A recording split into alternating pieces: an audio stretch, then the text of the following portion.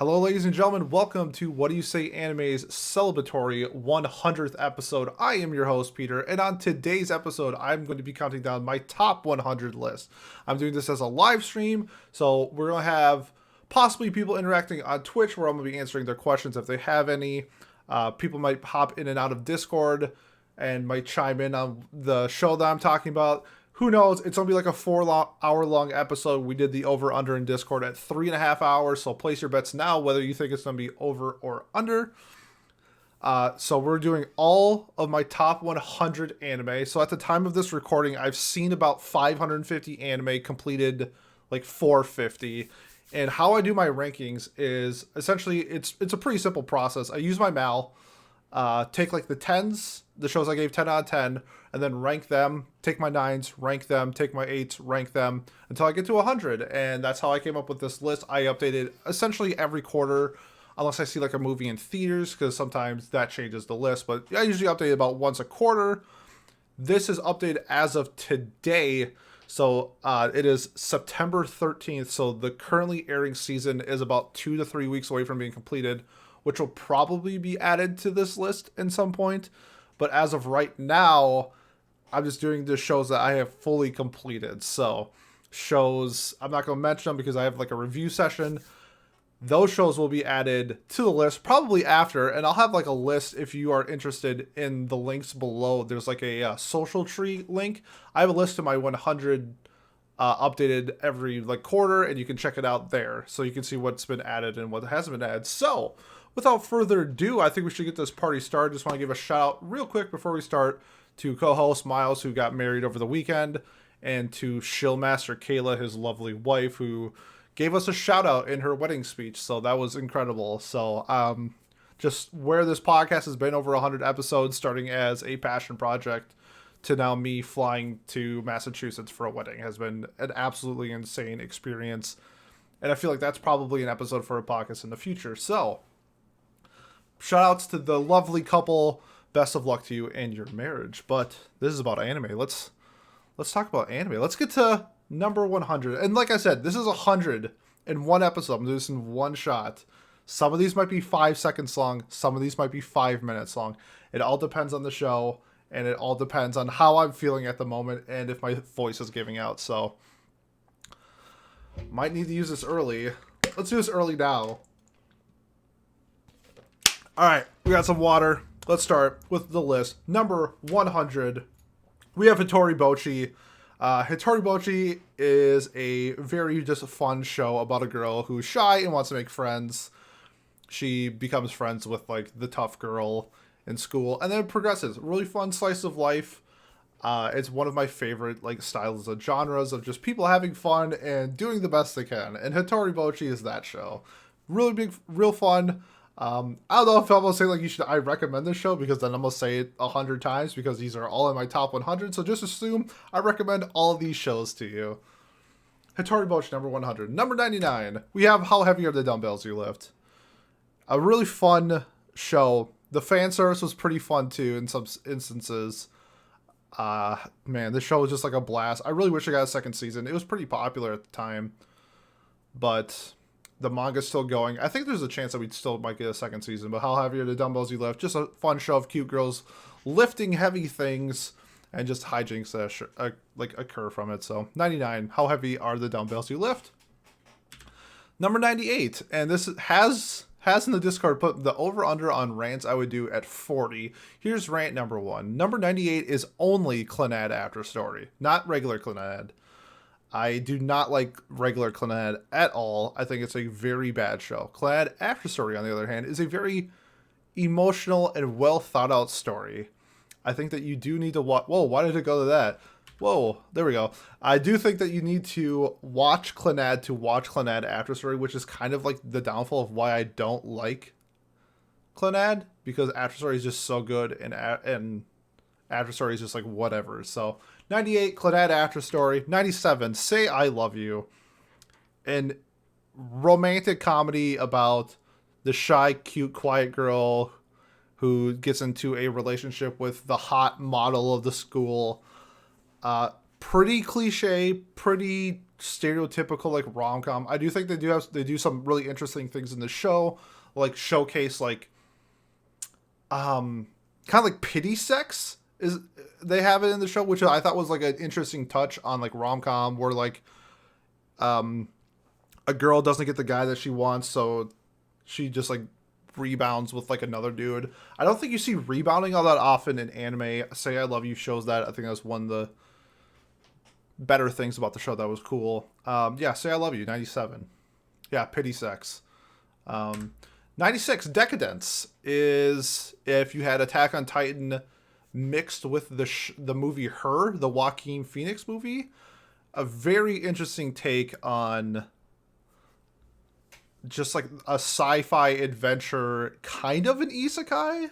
It's all over the place. It's a really interesting story. If you haven't seen it, I would definitely recommend Decadence. It came out last year. It had one of the better OPs from last year. I think it was my runner-up for OP of the year. Really great show. 96 is Decadence. 95, Maid Sama. Maid Sama introduced me to my first ever waifu in anime. I think she's like an upper echelon. There we go. Words are hard. Echelon tsundere. I don't know why it keeps like switching back and forth like that.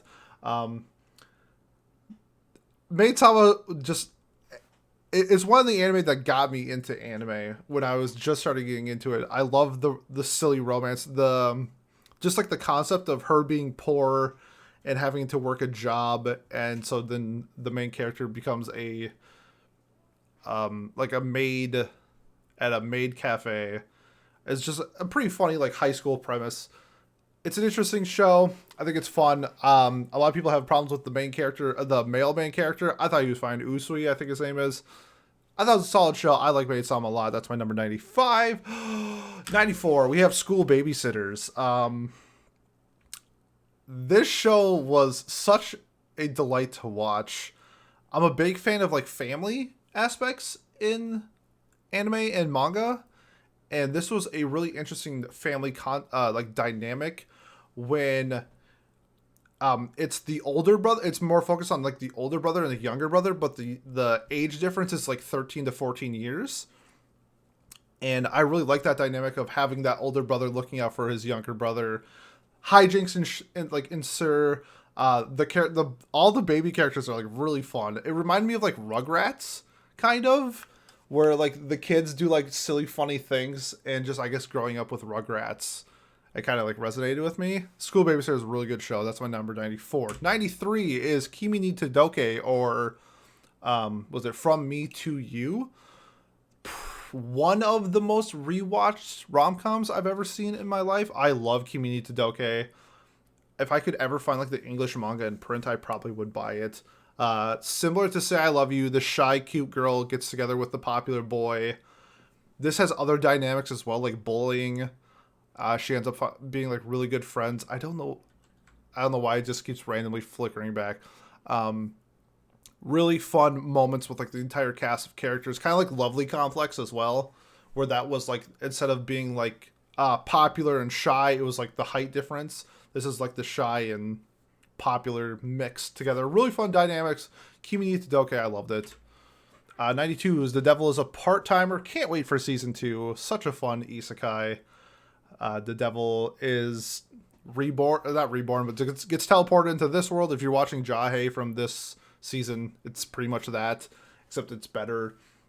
One of the most like asked season 2s in anime history, and it's just like really fun. Naruto, like we got a Twitch question, where's Naruto and Cowboy Bebop on my list? Naruto is the best anime ever made, therefore it can't be on a list because it's like immeasurable. Cowboy Bebop, you're only a real anime fan if you've ever seen Cowboy Bebop. If you haven't seen Cowboy Bebop, you're not a real anime fan. Back to Devil's a Part-Timer. Really fun dynamic. I bought all the manga. Let me grab some of these volumes here. I got like all these volumes here. Love the manga. It's real fun. Season 2 is going to be interesting because they kind of shift the tone a little bit. So, 92, Devil's a Part-Timer. 91, Quintessential Quintuplets. Harem is one of my least favorite genres in anime, and Quince makes it super fun. I had a blast watching this, especially season 2, with the shift from me switching my favorite girls from Miku to Nino. I didn't see that coming, so that made that show super fun. Love the girls, love the cast. It's real fun, real colorful, real bright. Just like an overall, just like a fun show. Nothing.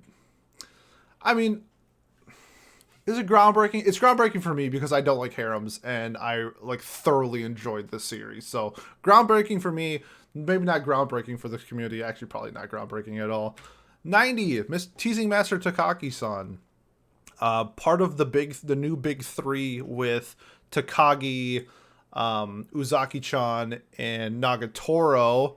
And Takagi is the ringleader of the new big three. Just a really fun slice of life. I'm actually reading the spin-off manga of this, where the two main characters get married and have a kid. Such a cute story. Such a cute show in general. Real fun, like lighthearted comedy. Just about teasing each other when you're kids. So, great show. Takagi-san. 89 is the Seven Deadly Sins, and I have to be specific with this. How old are these characters? In season 1, they are elementary. Season 2, they are in middle school, and then in the spin-off, they're like in their 30s. So, yeah, so back to 89. Seven Deadly Sins, the first 2 seasons, thought the series was a bunch of fun, and then they kind of just shit the bed with it. I really enjoyed a lot of the cast members. I didn't really like Meliodas, but I thought Bond was like an S-tier character. I loved him. Diane was great. King was great. The fact that they rode around on a giant pig was cool. Nothing like... I thought it was just like a really fun show to watch, and I really didn't like where they went with it. Shin, thank you for the sub. And yeah, only the first 2 seasons. When they released that Netflix movie is when it like really started to go downhill for me, and then they had the production issues, and then this season's Seven Deadly Sins was like the least watched seasonal. So it's pretty funny how far from grace it fell. But the first 2 seasons I loved of Seven Deadly Sins, so that's why it's on my list. Next up, 88 is One Punch Man. Only season 1. I don't think season 2 is bad. Season 1 was just phenomenal. It was such a fun ride.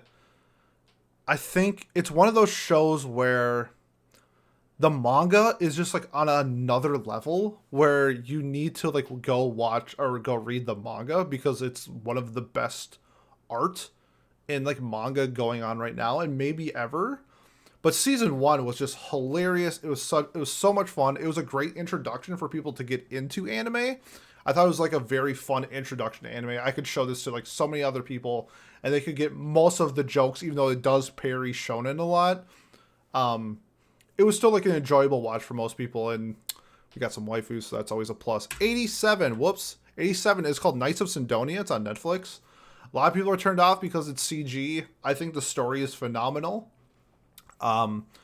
Essentially what it is civilization. There's like one group of people in civilization left in the world. They are all living on like a fortress on a floating asteroid.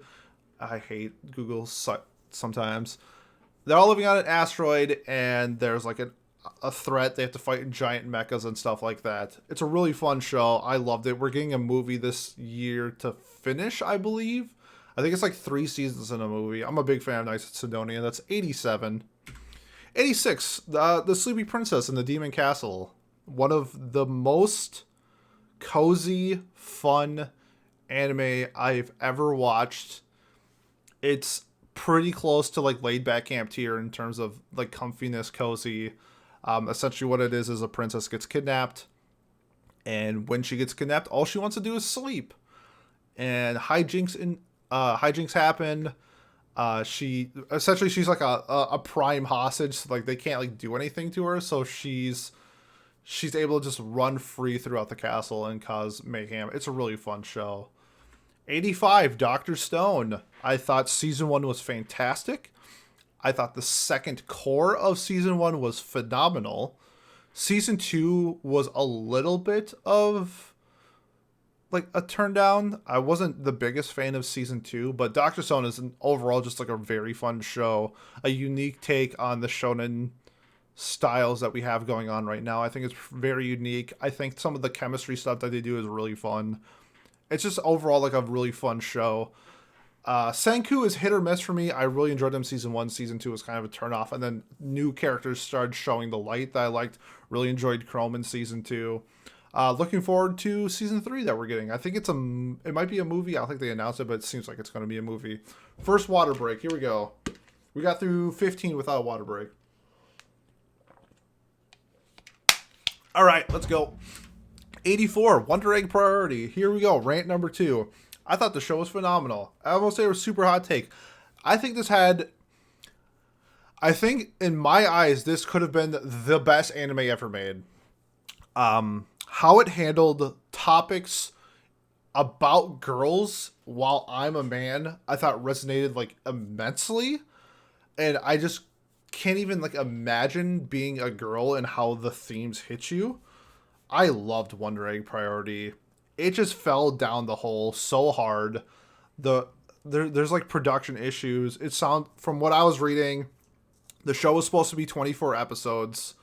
They broke it up into cores. The first core went over poorly because the director got hospitalized twice, which caused production issues, which if you remember watching it while it was airing as a seasonal, we got like a recap episode in the middle and it didn't make any sense. Then we find out later it's because the director's in the hospital. They had to put out content, and then the second core got scrapped. They were able to make like a final episode to wrap up the story, which added just more questions.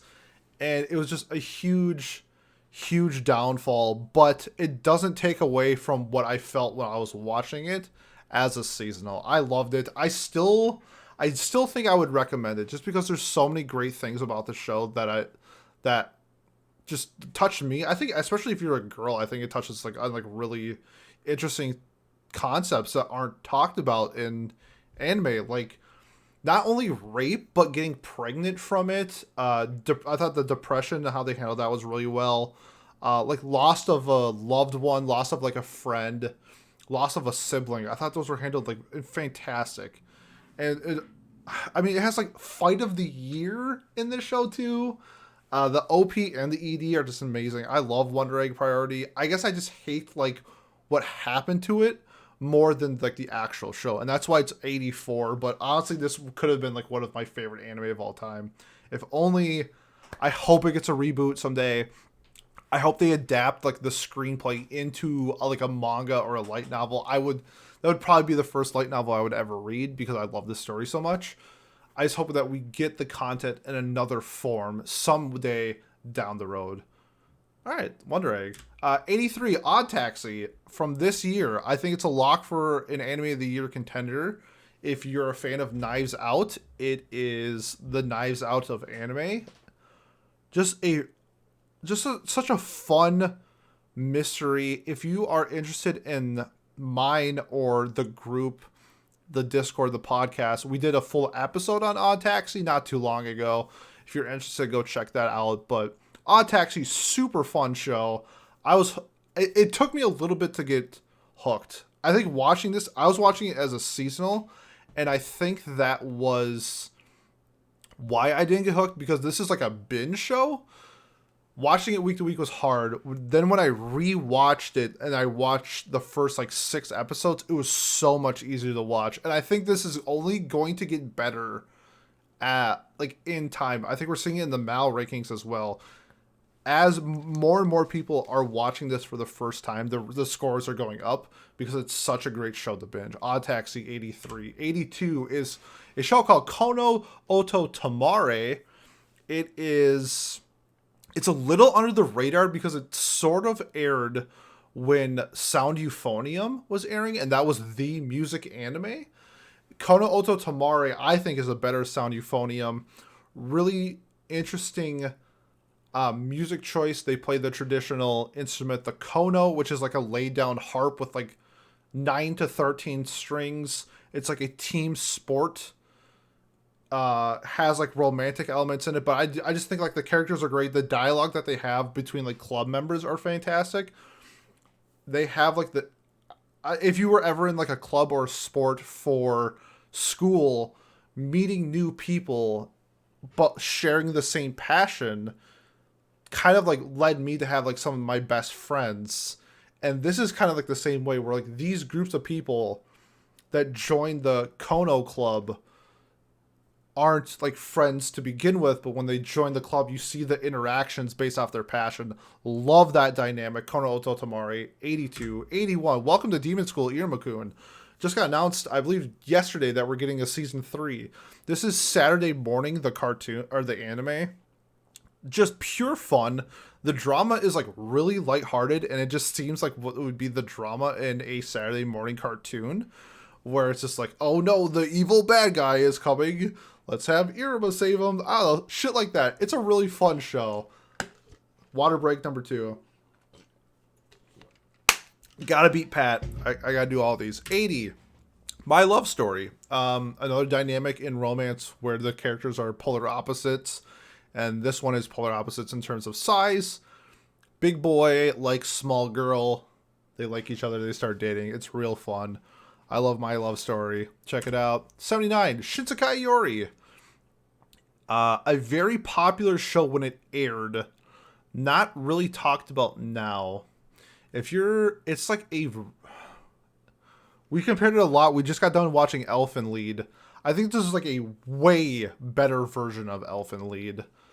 Psychics, dystopian universe or dystopian future, race wars type of thing, like mutants. It's really hard to explain if you haven't seen it. I love the concept of relieving stress through sex. Was a hilarious concept that I've never seen in anime, and like was like a focal point of like their society. Really great show. I highly recommend Shinsekai Yuri for a lot of people. 78. Interview with Monster Girls. What a hilarious show that I thought was going to be just hot garbage. Succubus Senpai is a S-tier waifu. The main male teacher is just a great like glue to the whole dynamic of this. It's like a world where there are monster girls, like they make up like less than like 1% of the universe, and they have like their own problems interacting with normal day, like the normal day world. So one girl is a vampire, one girl is like a frost woman, and there's a bunch of other ones, but it's just like their dynamic being just like a normal high school girl show with that dynamic. 77 High Score Girl. I love this show from Netflix. It showcased like the fighting game scene in Japan in like the early 90s, along with finding somebody that you like and then eventually love through the same passion. Super fun show about like video games and the relationships you form through that, whether it's relationships, friends, enemies, rivals. It's just a fun show. 76 Bakuman, a show about making manga. This show was just so lighthearted and fun. The main character wants to make a manga and eventually turn it into an anime, so the girl who he likes, who wants to be a voice actress, can voice act in his anime. And it's just like their relationships through making manga and trying to make an anime. It's a really fun show. It wasn't shown in Jump a while back, but it's kind of a unique show. I don't know there's a whole lot of shows about making manga. Bakuman's probably the best. 75 Black Clover. Love Black Clover. I hated the first 45 episodes. I think the first 45 episodes are straight hot dog water. And then they changed Asta from being a screaming moron to just being a moron, which was A+ decision on their part. I'm a big fan of the magic system. I like how they level up and the pages get added in their grimoire or whatever it's called. And then based on, it's kind of Deus Ex Machina, but it's a shonen, so shocking there's Deus Ex Machinas in it. It's just a fun show. I enjoyed the cast a lot, minus the chick who wants to fuck his sister. Not a big fan of that guy. Yami's goated, Noelle's goated, Nero's goated, Asa kind of sucks, but overall, most of the cast is really fun, and I'm a big fan of Black Clover. At 75, 74 is Paprika. Or Inception, the anime. If you ever seen Inception, and you want to see an anime form of it, check out Paprika. You ever seen the movie Inception? Guess what it's based off of? This movie, Paprika. Real fun. Go in the dream, see what happens. 73. Keep your hands off of Aizoken. One of the best directed anime I've ever seen in my entire life. It's about a... I just talked about Bakuman, about them making manga. This show's about making manga as well. Well, not manga. I guess they do like the storyboards. Okay, in Bakuman they do storyboards as well, so that's kind of like the comparison. But I guess there is more making the anime. Love Aizoken.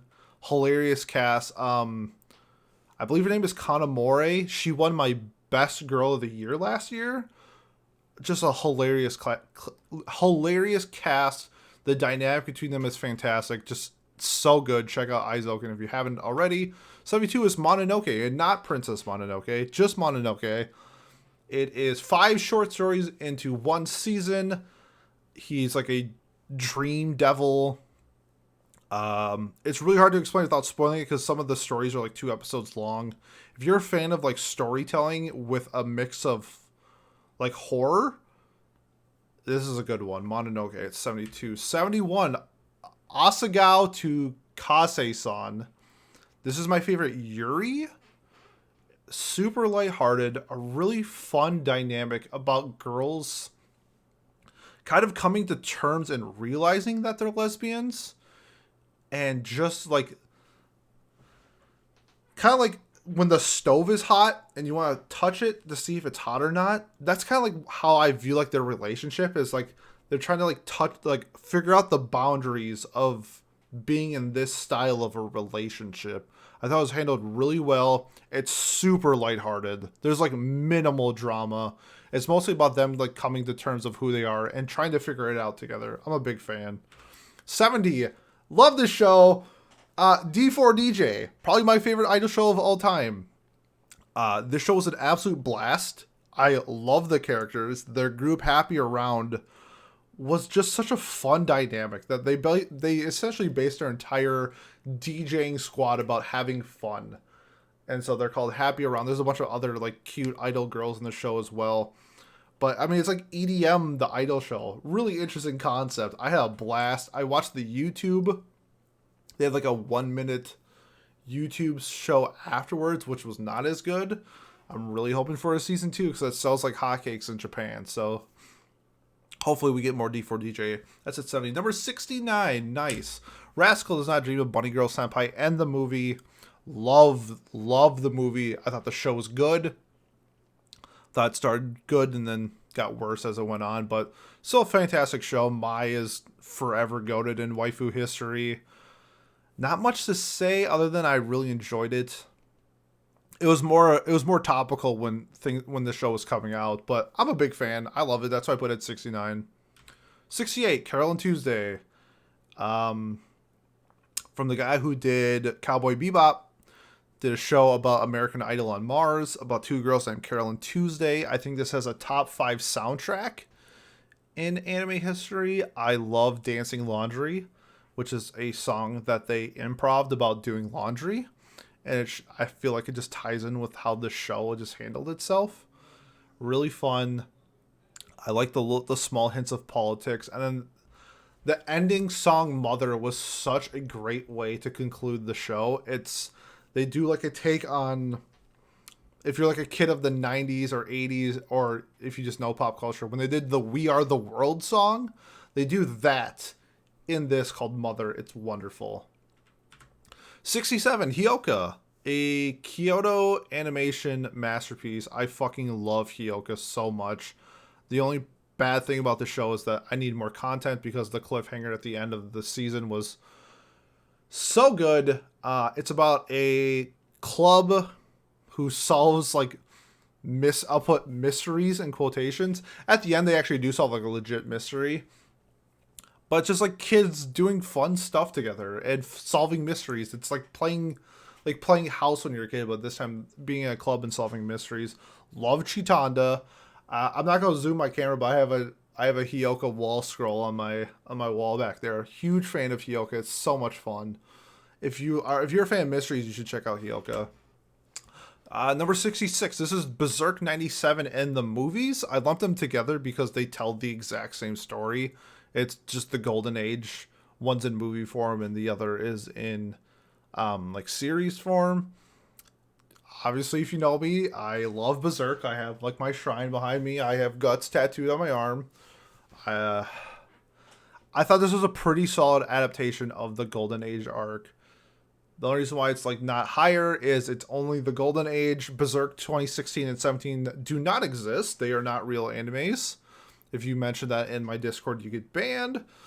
Kidding, but I hate how they just ruined Berserk because to me it's the greatest piece of fiction ever written. And it's just a really well done adaptation of Berserk. I do recommend it to people. Obviously, if you can read it, you should. But I do think the movies and the show do a very good job at telling the same arc. If I had to pick one or the other, I mean, they both have like their qualities to it. I think Berserk's 97 OST is a top 5 of all time. The theme of Guts.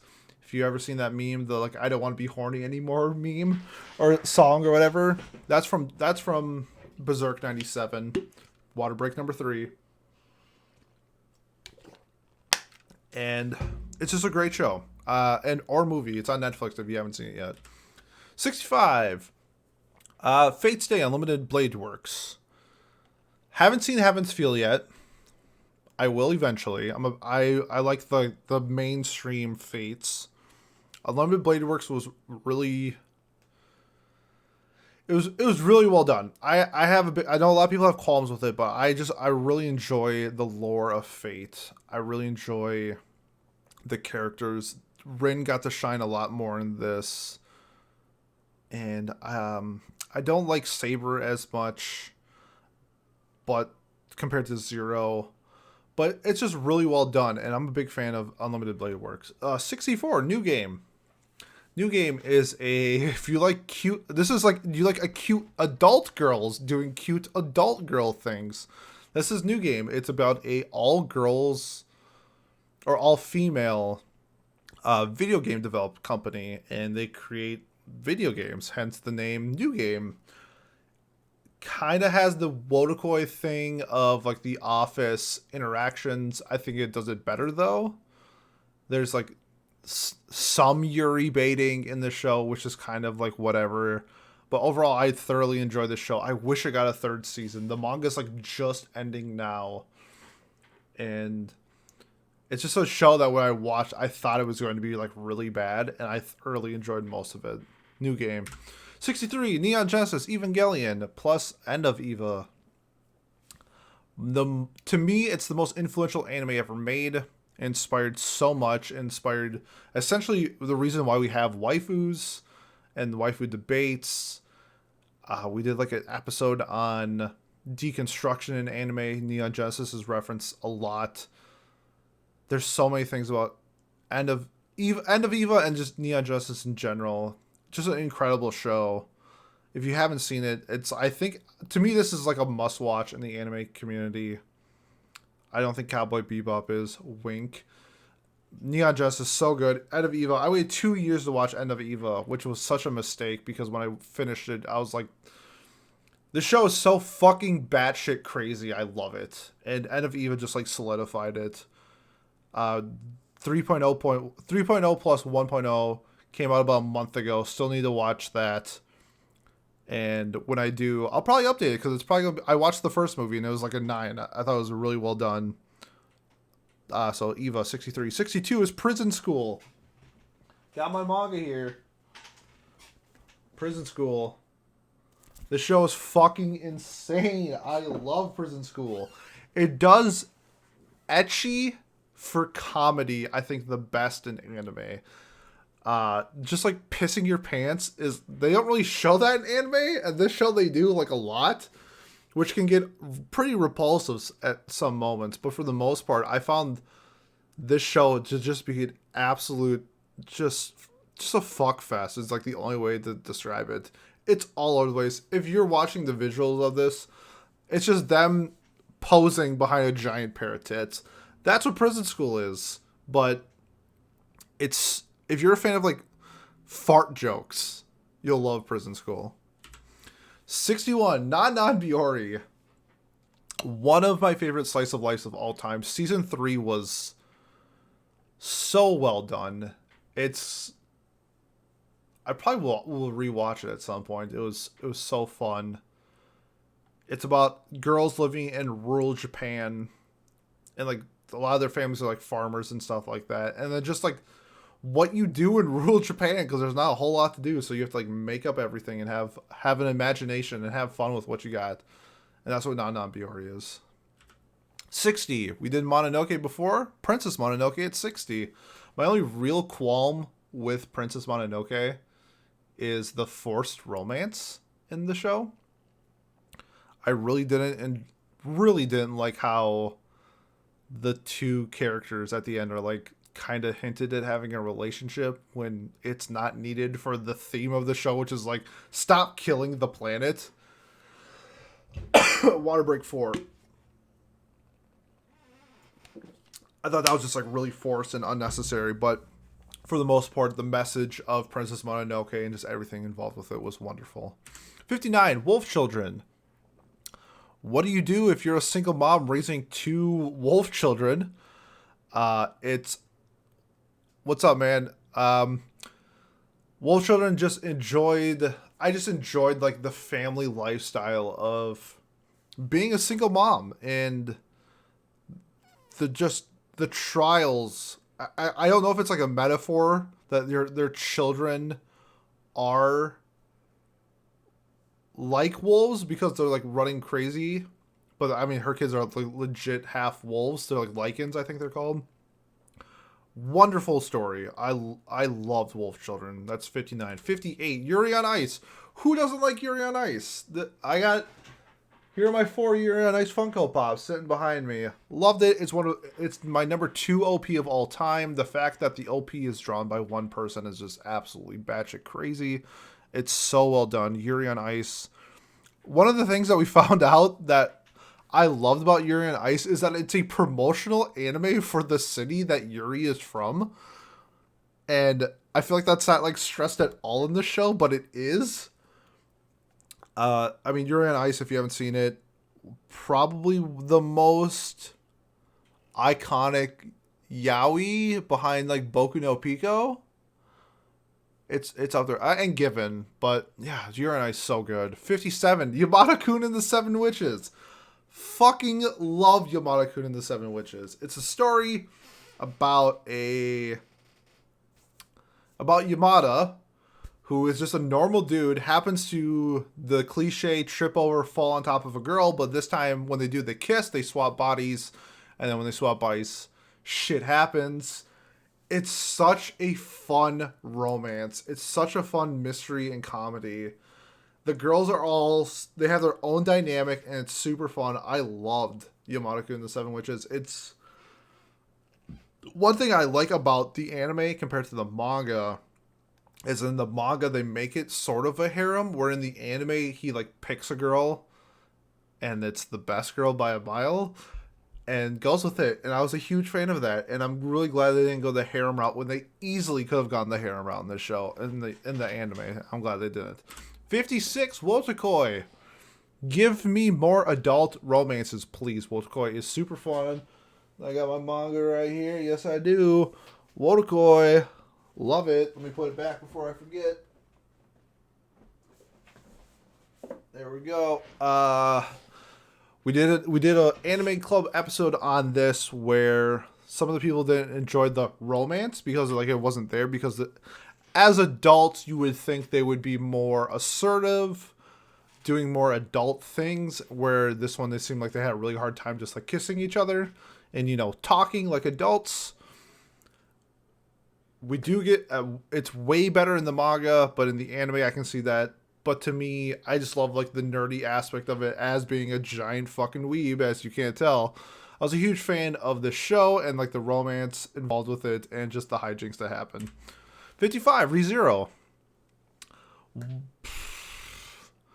Trying to think of like where it ranks in the isekai rankings. It's up there. Season 2, both parts were so well done. Not like a whole lot to say that hasn't already been said. Rem is best girl. All you Amelia Sims GTFO. Subaru went from being one of my least favorite characters from season 1 to having one of the best glow ups in character development from season 1 to season 2. Really enjoy Subaru now. Cast is fun.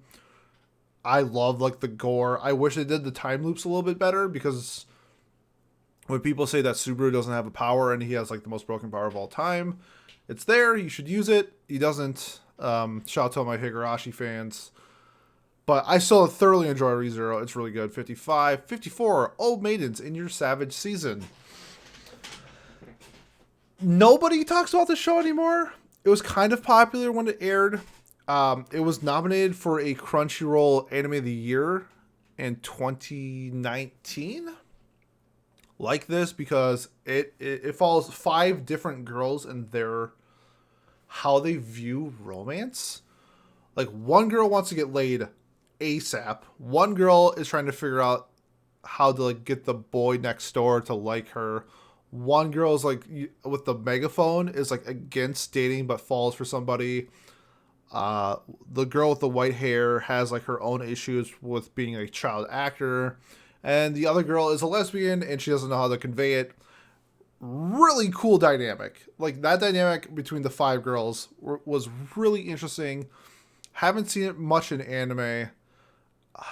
If you've seen the show, the scene where she catches the dude that she likes masturbating and she doesn't know how to take it, so she just starts running away, and it's just everywhere she's going is just filled with sexual innuendos, and she can't get it out of her mind while she's trying to escape it, is hilarious. Amazing Your Savage Season. 53, Tonikawa. Fly Me to the Moon. It was a more recently aired anime. I think it came out last year. God, the OP in the show is so well done.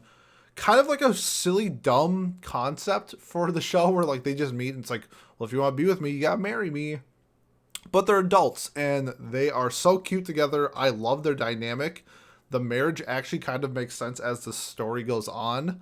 It was forced in like episode 1 where you're like, what? But then as the story continues, it gets so much better. The art is like the only bad thing about this story. I don't think it makes a difference on how good the show is, but I know people have been turned off based off of the basic art style of Tonikawa. But fuck the haters, man. This show is great. 52, Real Life. My current waifu, and she has been my waifu for like 3+ years, is from Real Life, Chizuru. The adult version. Real Life. It hits on a lot of notes. It's, when you are mid-20s, late 20s, wishing you could maybe do stuff in your past a little different. That's what Real Life is, and you get the opportunity to go back and kind of re-experience that stuff. And it was just so well done, where like the mistakes you made as a young adult shape you to the person that you are now. And then being 30 as I am, it like just hit really hard. Because it's like, yeah, you know what? That relationship I was in, at the time I thought it was like the end of the world. But now looking back at it and seeing who I am, like I'm better off for it. And it's shit like that. And there are different characters where they have like their own reasons for being in this real life program. And this all makes you realize that you can't go back and change your past. But what you can do is change where you are right now in life. And that's what you need to focus on. Not looking back and thinking about what went wrong, but thinking about what you can do right. I thought that was just like a fantastic message that Real Life sent. Huge fan of Real Life. Number 52. 51 is Horimiya. I got my Horimiya manga right here. I think the anime did a really good job at handling the manga for the amount of episodes it was allocated. Let's not do that, Google.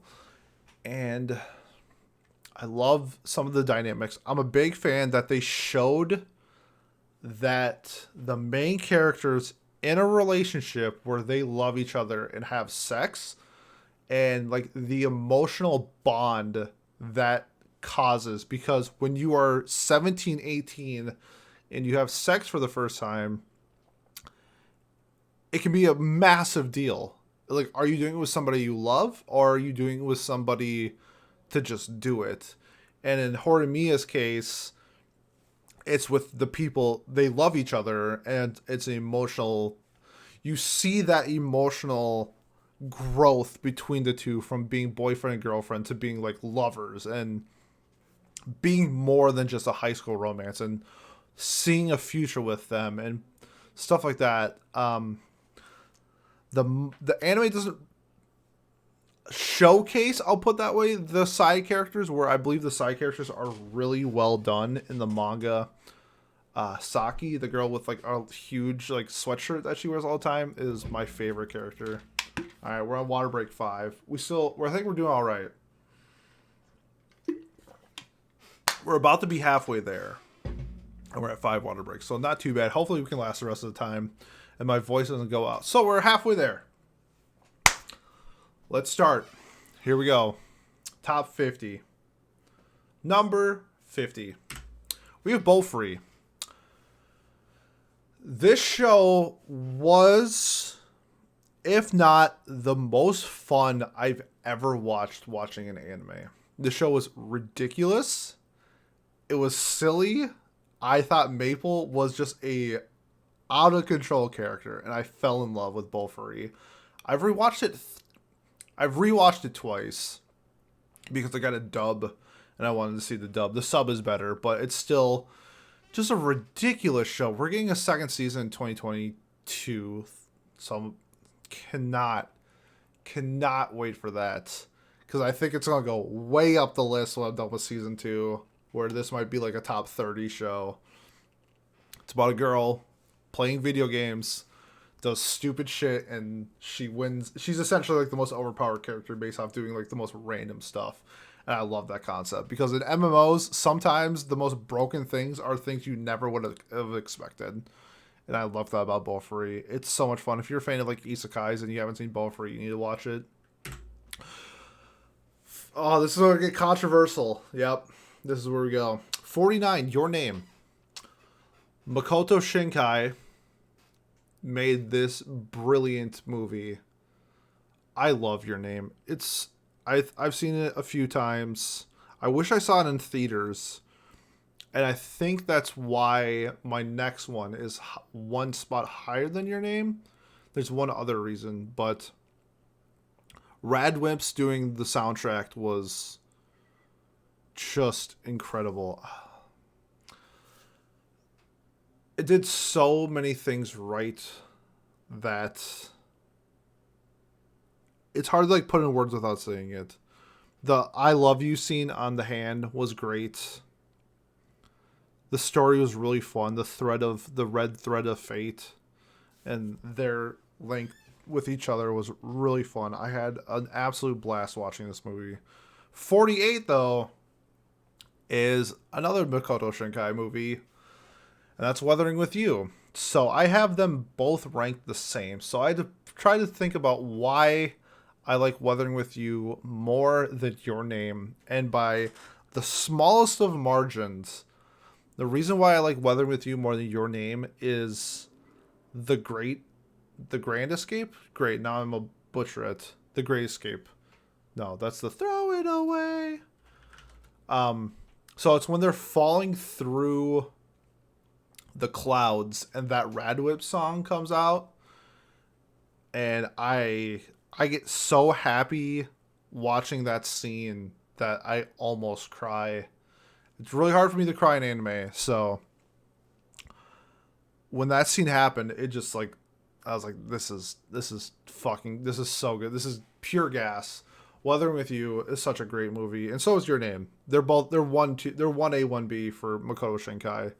Love it. 47. We have another movie, Spirited Away, my favorite Ghibli film.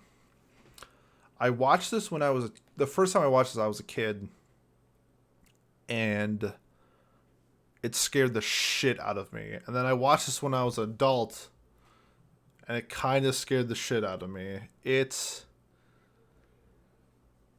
is something else. It's such a fun, all over the place movie. I love the supernatural elements of it. I love the story and how it progresses with her family turning into pigs and then her finding her own way. There's a reason why it's like the only animated, is it the only, no, maybe it is. I think it's like the only animated film to win the Oscar for best animation, or for best like animated film. Water Break 6. Yeah, so that was Spirited Away. 46, the Tatami Galaxy. This is foreshadowing the anime. I had a blast putting the pieces together with this. I still need to watch The Night is Short Walk On Girl because Miles gives me shit for not watching it. And I promised him I would watch it this week because I'm on vacation. And I will. Tatami Galaxy, college student. It's so hard to explain without, if you haven't seen it. Likes a girl, different stories happen, different puzzle pieces end up all coming together and making this incredible story. The Tatami Galaxy at 46. 45, Grimgar. Whew. What a great show Grimgar is. So the entire background of Grimgar is done in watercolors. It's so unique. And it also touches on something that's not done in isekai very well, if not ever. And that's when people get isekai into the world, not knowing how the world works and being just awful at it. I wish it's a light novel and they only adapted 3 manga volumes because I feel like this could have been something special. It just didn't get the popularity. I feel like if it came out now, it would be way more popular. It's an incredible isekai. I love Grimgar so much. 44, Tower of God. This got a lot of mixed reviews when it came out. I've read about 200 chapters of the web novel. I thought it was a pretty well adaptation. I just love the concept of Tower of God. It's so much fun. The cast is incredible. Because of Rachel, we have a Discord rule where we say fuck Rachel. Like, Rack, the alligator thing, dude, is such a amazing character. The whole mystery behind the tower is so well done. Their power system is incredible. It reminds me a lot of Nen. It's one of the best power systems in, like, stories. It's incredibly well done. I love Tower of God. I think it is confirmed that we are getting a second season. That was announced like a while ago, but I haven't heard anything since. This was like pre-COVID, so don't really know where the status of season 2 of Tower of God stands, but I was a huge fan of Tower of God. 43, Promare. Little bias on this one because I saw it in a 4K theater and it just blew my fucking mind.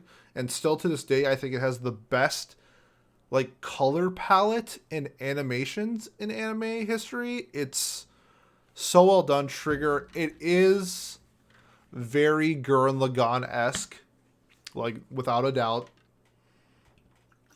Water Break 7. The main character looks exactly like Kamina, and it's there. It's so high up on my list for me because of the technical aspects of it, rather than like the enjoyment and the actual story. I thought it was just like a well-crafted masterpiece of like cinematography, if that makes any sense. I don't even know what I'm saying anymore. 42, Fate Zero, the best Fate ever made. Also, I think it's the best piece of ufotable work in terms of like visuals and story. Damn, now I'm like reconsidering stuff, but I loved Fate Zero. I got my Saber figure up. I'm not gonna grab it, but I got Saber. I fell in love with her. Gilgamesh, Rider, Sorcerer, so well done in Fate Zero. Love the Fate franchise. It was just a great series, and if you haven't seen Fate Zero, you lived under a rock, because Fate Zero rocks. 41, Hinamatsuri. Another unique family dynamic show, mixing Yakuza with aliens was pretty unique in how they handled the story. We had the comedy with Hina, and then we got like some serious moments with the other cast, and then we go back to the joking moments with her friend being a bartender, and it's all over the place. Hina Matsuri was such a joy. I bought the manga. I haven't read it yet, but it's sitting in my bookshelf, like half of my manga that I purchased. Hina Matsuri is just, it's like Mob Psycho in terms of just the ridiculousness, but also having those heartwarming moments where you're like, damn, like, what am I watching? I thought this was a comedy, and like, I'm on the verge of crying now. That's Hina Matsuri. It's so good. 40. Demon Slayer. We talked about Ufotable before. Talking about Ufotable again. Not the biggest shonen fan, but I thought Demon Slayer was really well done. Was a huge fan of Tanjiro. Not a huge fan. I was a big fan of Tanjiro. I thought that he had a very interesting way of handling the concept of... It's not even a concept. Just his family getting murdered and wanting revenge. It showed a realistic approach of having talent, but at the same time learning. And he fails a lot. Almost dies a lot. The guy with the boar's head... Yeah, I'm speaking through this. The guy with the boar's head... I forgot his name off the top of my head just because I'm talking so much. Is such a fun character. He, especially in the movie, he's great. He was probably like my favorite part of the movie. He's my favorite character in the show. We're getting season 2 in a month, so I'm looking forward to more Demon Slayer. 39, Vivi from this year. Similar to Odd Taxi, I think that this is a lock for an anime of the year contender. It's a combination of Terminator, iRobot, and I'm trying to think of like a music show, but Vivi was so well done. Wit Studio, who will be on this list further with some other shows, knocked it out of the park with Vivi. The animations and like the music was how they incorporated music into the plot of like destruction was just next level, where the foreshadowing of episode 1 getting tied into like episode 10 with just like a simple song, and then seeing that song played in like the moments of utter chaos makes so much sense. If you haven't seen it, it seems like I'm just talking on my ass, but like if you've seen it, you know what I'm saying. Vivi is so well done. Top 3 from this year so far, I think. And it's my number 39. 38, Jujutsu Kaisen. Massive surprise on how well Jujutsu Kaisen was handled. I had a lot of fun watching it. I like the more serious dynamic of like the high schooler superpowers compared to like My Hero, where that one is more like fun and you never think that they're in trouble. So like the thought of a threat is like non-existent in that show for me.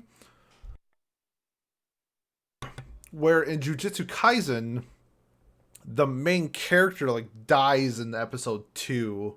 And then you have to see like the sacrifice he takes in order.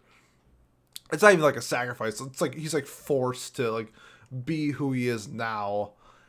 And the power dynamics with everybody. Gojo. I got my little Gojo figure right here. Took the anime world by storm, I believe, this year. He's like the top. He was like the top husbando, best boy, everything. Gojo's really dope. I'm a big fan of him. And just the show in general was a really enjoyable experience. It makes sense why it sold like 50 million copies. We're getting a prequel movie. I don't think it's confirmed, but I'd be shocked if we didn't get a second season of Jujutsu Kaisen just because it's selling like hotcakes. And that's why it's my number 38. 37. I have the movie somewhere on my desk. Hold on one second. There it is. Summer Wars takes you'll see this theme of, oh no, I hit the escape button. You'll see the theme of family being mentioned a lot in why I like the show, and this also incorporates another thing I love is video games. So it incorporates those two things into a hilarious, heartwarming, just story, and encapsulate. That's the word. Encapsulates like the themes of being there for your family in like the worst times, like even when you're at each other's throats, that you're still blood, that type of stuff. But also having like these hilarious and visually stunning video game moments, and trying to essentially save their part of Japan from devastation. It's crazy. I love how Summer Wars like handles the two, and the really minor romance was just like the touch I was looking for in like shows like this, where like the two like kids that are like, no, I'm scared, and they finally do it. I love it. Summer Wars 37. 36, Zombie Land Saga. I did say D4DJ was my favorite idol show of all time. This is technically an idol show. However, it parodies a lot of it. Man. I maybe just list everything I love about Zombieland Saga. The cast is so well done. I love Tay. She's my girl. Especially this season. She was so well done. Lily, with her scat performance, was just the best. Sakura being like the leader. Well, not anymore. She's not the leader, but just everybody together. We did get everybody's backstory this season, and just how season 2 ended was fucking batshit crazy. If you haven't seen it, I'm not going to spoil it, but man, season 2 ended on a what the fuck moment where I literally took a walk after watching the finale of season 2. It was something. I love Zombieland Saga. I hope we get a conclusion. I think like a movie would suffice. I don't think we necessarily need a season 3, and I do think that we are going to get it down the road. I think the difference between season 1 and season 2 is like 2.5 years, so maybe next year we hear something about it, but we'll see. It's an original, so it's MAPPA, so whatever MAPPA wants to do, I guess we have to wait, because they're doing Chainsaw Man, they're doing AOT, the final season. They got some stuff on their hands, so it wouldn't surprise me if we have to wait for a conclusion on this. But Zombieland Saga just takes idols and makes it fun. And they didn't have to be idols to make the show work.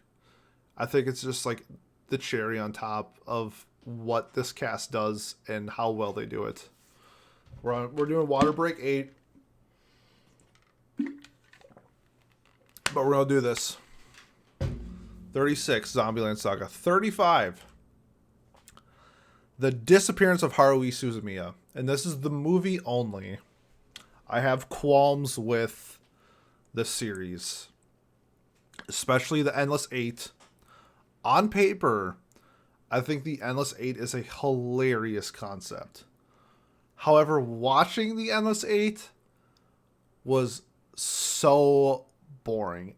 And I didn't know about the Endless 8 until like after the fact, where I wish I would have just watched like episode 1 and then in the series of the Endless 8.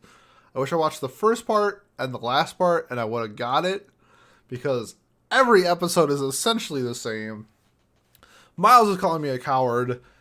Like I said, it's art on paper. Watching it was a chore. But we're talking about the movie. We're talking about the movie of The Disappearance of Haruhi Suzumiya. I honestly think that if I rewatched it, I would raise my score. I think I was hurt by what Haruhi did to me in the series and with the Endless 8, that I put this movie at a 9. the more I think about it, I think it's probably a 10. And that's the beauty of my list, that I can change it whenever I want.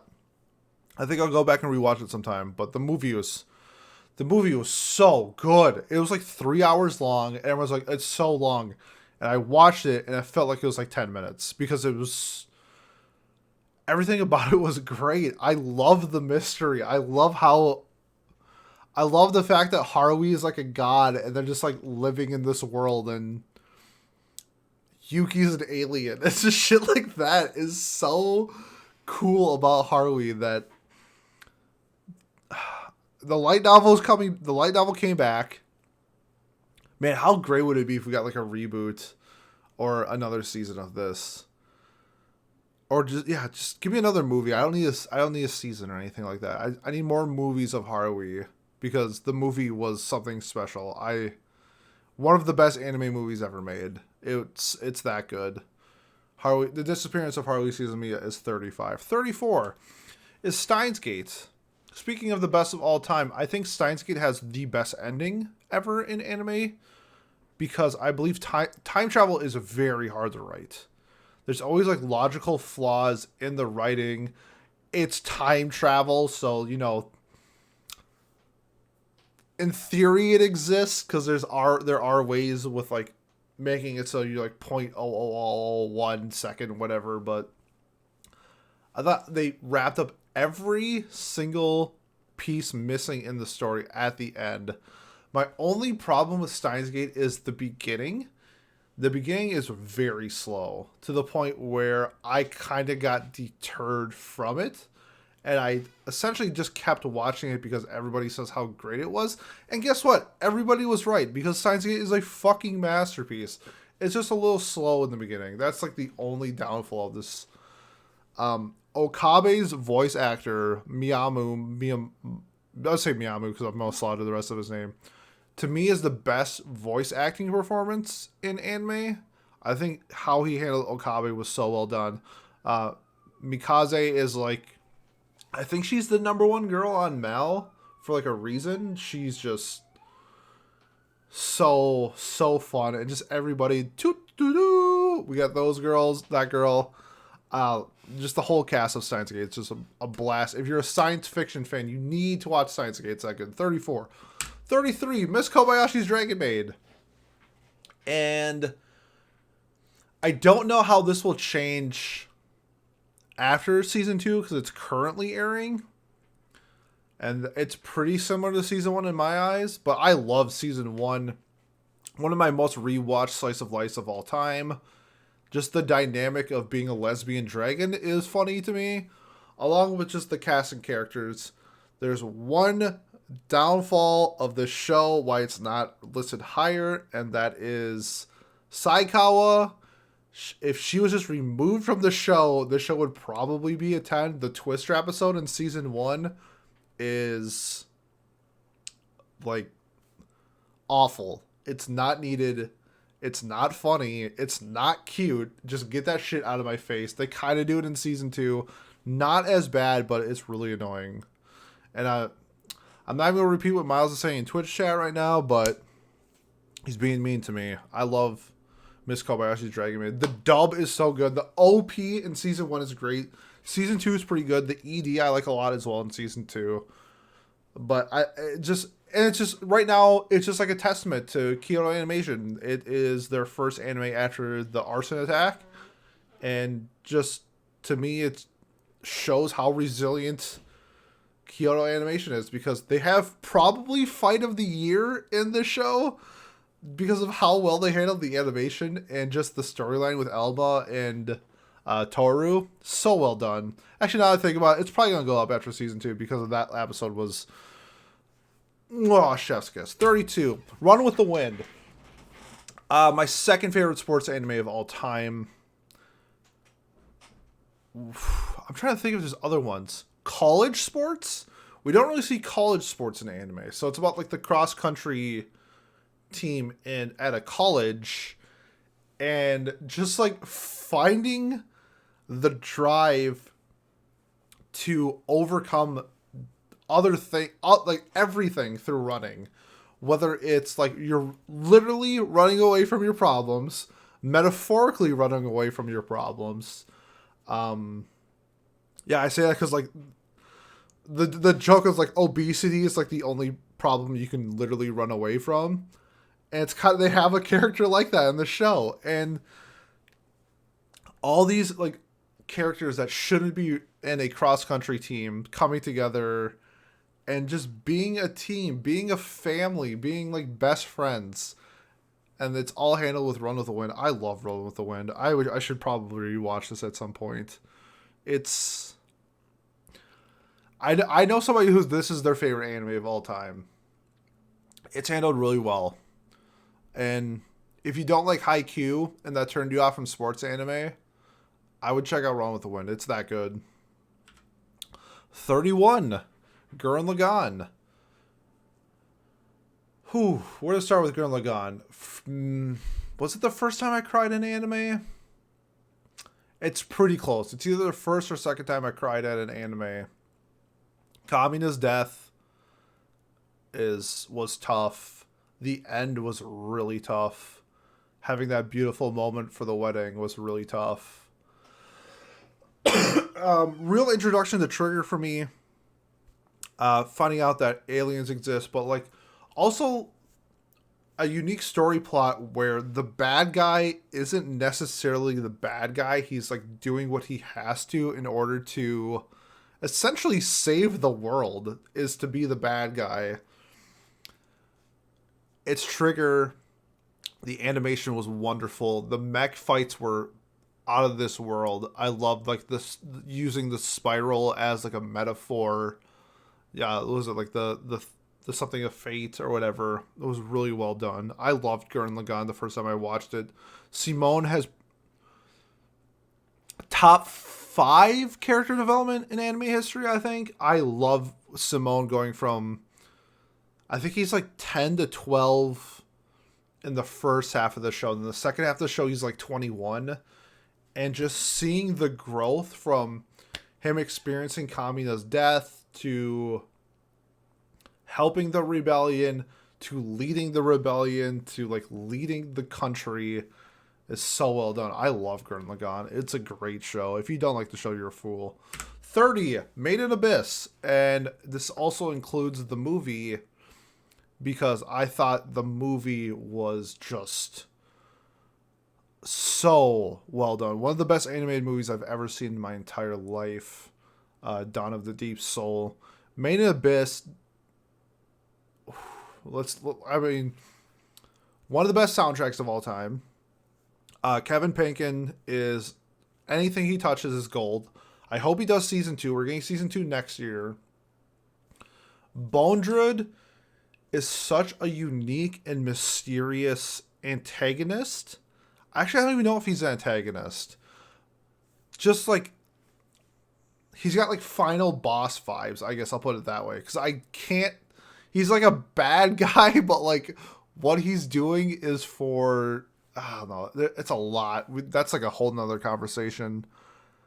But just like what Bone Druid adds, the story of Reg and his like where he came from, and the world of the Abyss. The Abyss is an antagonist. You have like a setting, you have a landscape, you have this world where it is like the antagonist of the story. It drives people crazy. The unknowns of the Abyss leads people to like this journey, this adventure, this misfortune. It's so well done. I love Made in Abyss so much. I cannot wait for season 2. I can't wait till I get my Bone Druid figure that I ordered like a year ago, and I was drunk and spent like $200 on it. It better be crazy good. And I'm going to plop that bad boy right there when I get it, and you guys can all see it. But I love Made in Abyss. If you haven't checked it out, you're living under a rock. It's one of the best. Well, it won like the 2017 or 2018 anime of the year. It's that good. I think with season 2, this one's probably going to skyrocket up the list. I can see this entering like top 15, top 10 list down the road. It's that good. 29, Madoka Magica and Rebellion. kind of like Steins Gate, where the only real problem I have with Madoka is the first 3 episodes. And it's not even a bad thing. It's that I didn't like the first 3 episodes while I was watching it, and then I realized like the importance of the entire story. It's like contradicting myself, but like I felt like they could have done things better to like hook me. I wish I didn't have to wait till longer to hook me, but it did. The cast of characters, the world, just QB being this entity of these girls and choosing how to live your life. Do you live for yourself? Do you live for others? The sacrifices you make, are they worth it? Hamura, Madoka, Mommy. Oh, dude, the Mommy Hamura fight in the movie is just... Oh, it's so good. I think it's like... it's my second favorite fight in anime history. I will get to my favorite fight in anime history down the road when I show you my number 6 anime of all time. But Madoka Magica, just what a great show. Magical girls kick ass. If you don't get the show, it's a little confusing at first, but I think this is just like such a brilliant show that I had to put it up there. And we're getting more. We're getting another movie. So looking forward to seeing that as we go on. 28 is it used to be my favorite slice of life of all time. It's called Barakamon. It's a story about a prodigy calligrapher who kind of like loses his touch. He does really bad in a competition and ends up punching a judge in the face. And then his family's like, you're out of control. We're going to send you to an island where you can just work on your craft because everybody knows how good you are. He meets like the village. He meets like this young girl named Naru who is just like a pain in his ass. She's like the neighborhood, whatever. And he grows to find out that it's a coming of age story of like, there's more to just your craft. More than just your profession. More than just who people think you are and what you want to be perceived as. Sometimes it's okay to just go be a kid again. Like, even if you're like 20, like, just go have fun. Like, who cares if you're like the Roger Federer of like calligraphy? Sometimes you just want to like skip a tournament and go drink with your friends. And that's kind of like what Barakamon does. It showcases like the beauty of life. It's such a great slice of life. I had so much fun watching this. It does like a full story in like 12 episodes, even though the manga is like 30 volumes or something ridiculously long for a slice of life. That's kind of nuts. But I love it. This is like what made me fall in love with slice of life was Barakamon. It's very, very well done. 27, The Disastrous Life of Psyche. Probably like top 4 or 5 funniest anime I've ever watched. It goes a little downhill with what Netflix did, the original one. I don't think it's as bad as people like knock on it. But like seasons like 1 and 2 are just... I watched all of season 1 in a day. I think I watched, and then the next day I watched all of season 2. It's so funny. I love Psyche. I love how they like break the fourth wall like all the time. Just like what is this, a shonen manga or was this a shonen anime? Like that's not how this works. Paranormal, like not paranormal, just like this.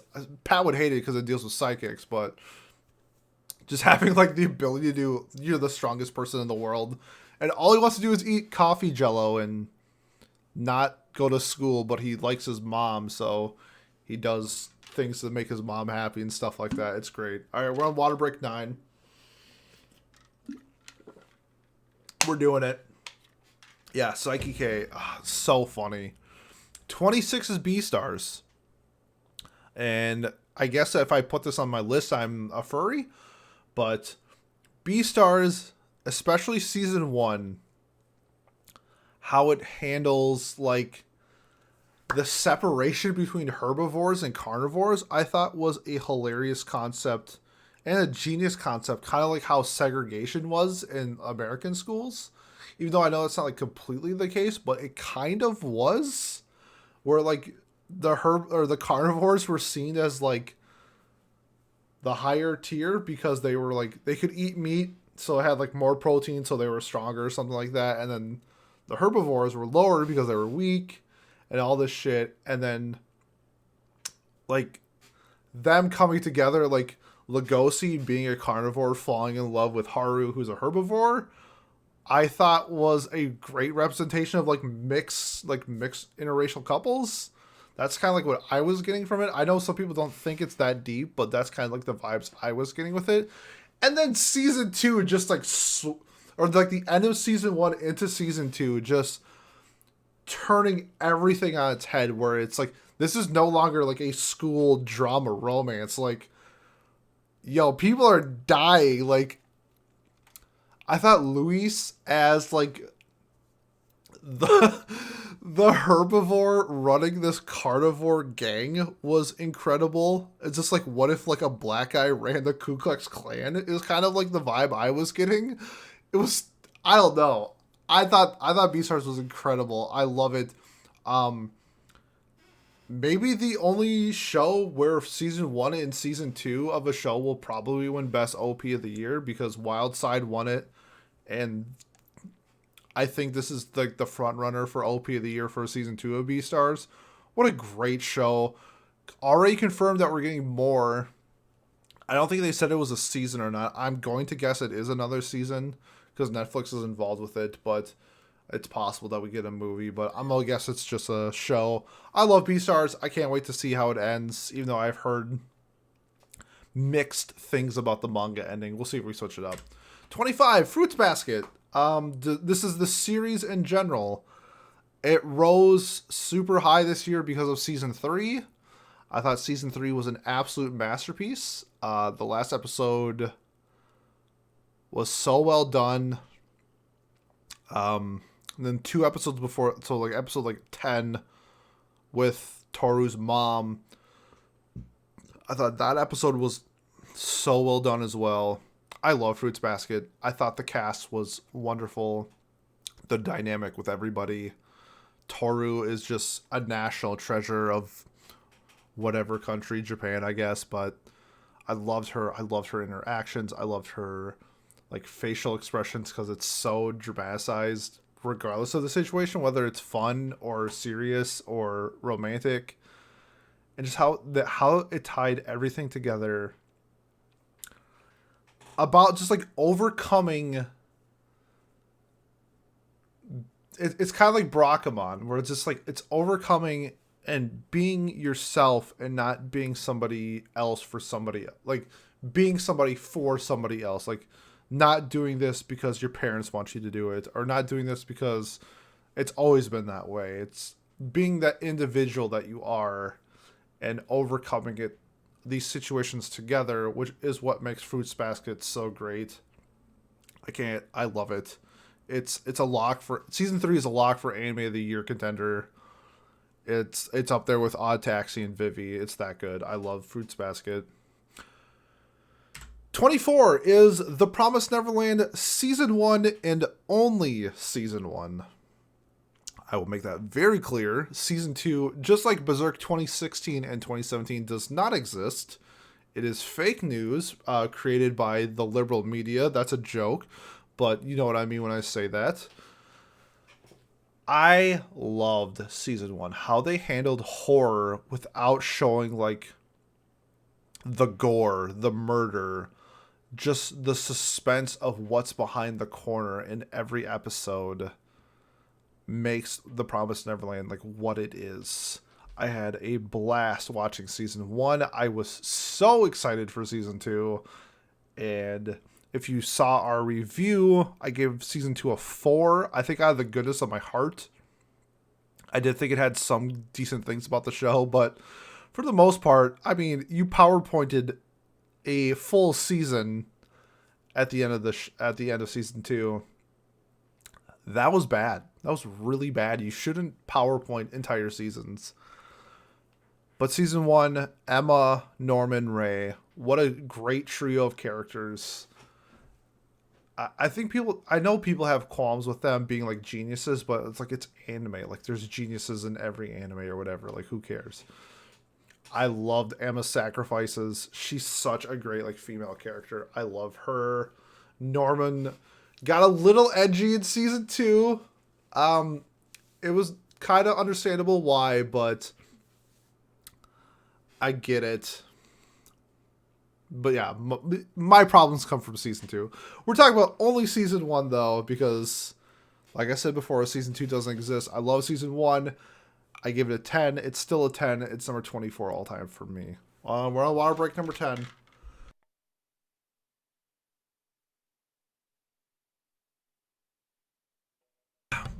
We can do this. We can do this. Here we go. 23, Log Horizon. I fucking love Log Horizon.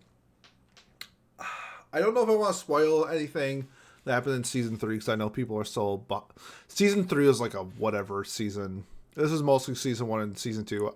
If we get more seasons, I think season 3 wouldn't be as bad. Log Horizon, your typical isekai plot...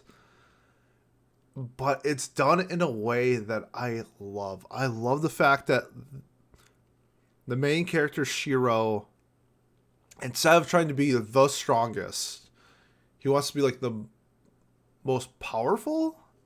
He wants to be like the leader. He wants to be like a market leader in the economy. He wants to have like political influence in the government. He wants to be this guild that he used to be back in the day when he was like a top raider. And I love, those are the things I like about those styles of isekai. Yeah, Rifle, I'll stop saying I love, my bad.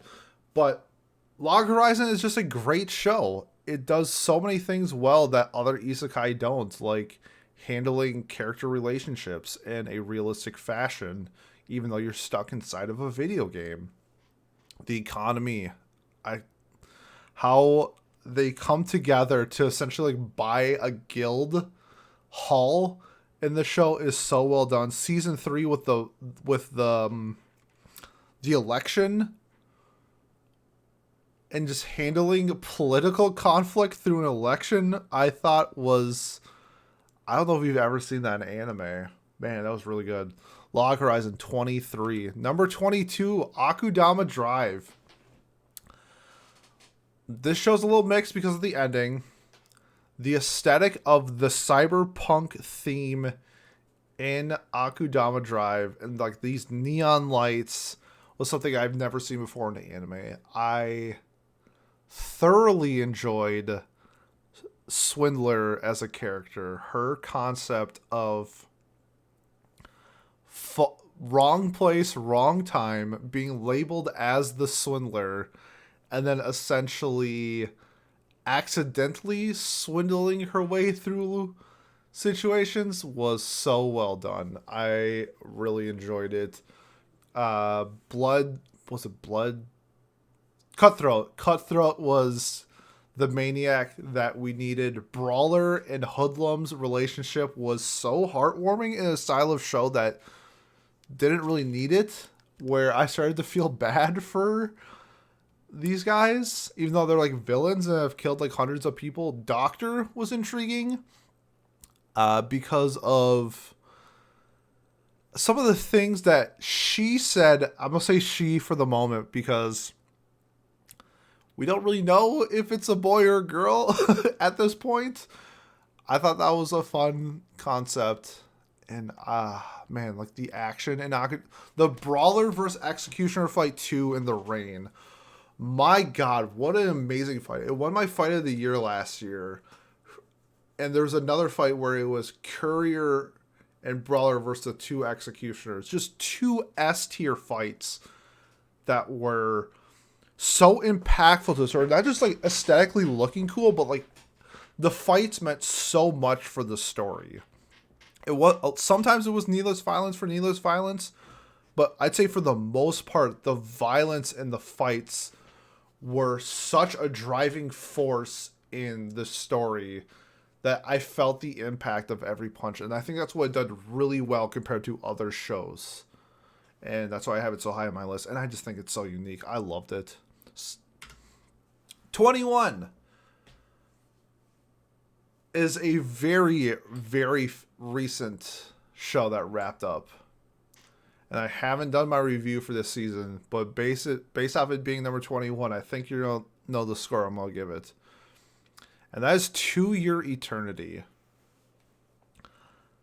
The journey of life that is portrayed in To Your Eternity was just beautiful. The emotions that I felt in each arc, whether it was sad or happy or heartwarming or devastating, was just something not really seen in 20 episodes of a show. I think we get that in some anime throughout the entire story. And this was like the first core. Especially with like the Gugu arc, where with him developing with Fushi was some of the best writing I've seen in anime. And how they just became who they are as strangers into like comrades, into friends, into family, was in like a matter of like 8 or 9 episodes, was something that I haven't really seen in anime all too often. Just that connection between two characters. And not only the connection between those two characters, but my personal connection with those characters was just perfect. Wow, we're on water break 11.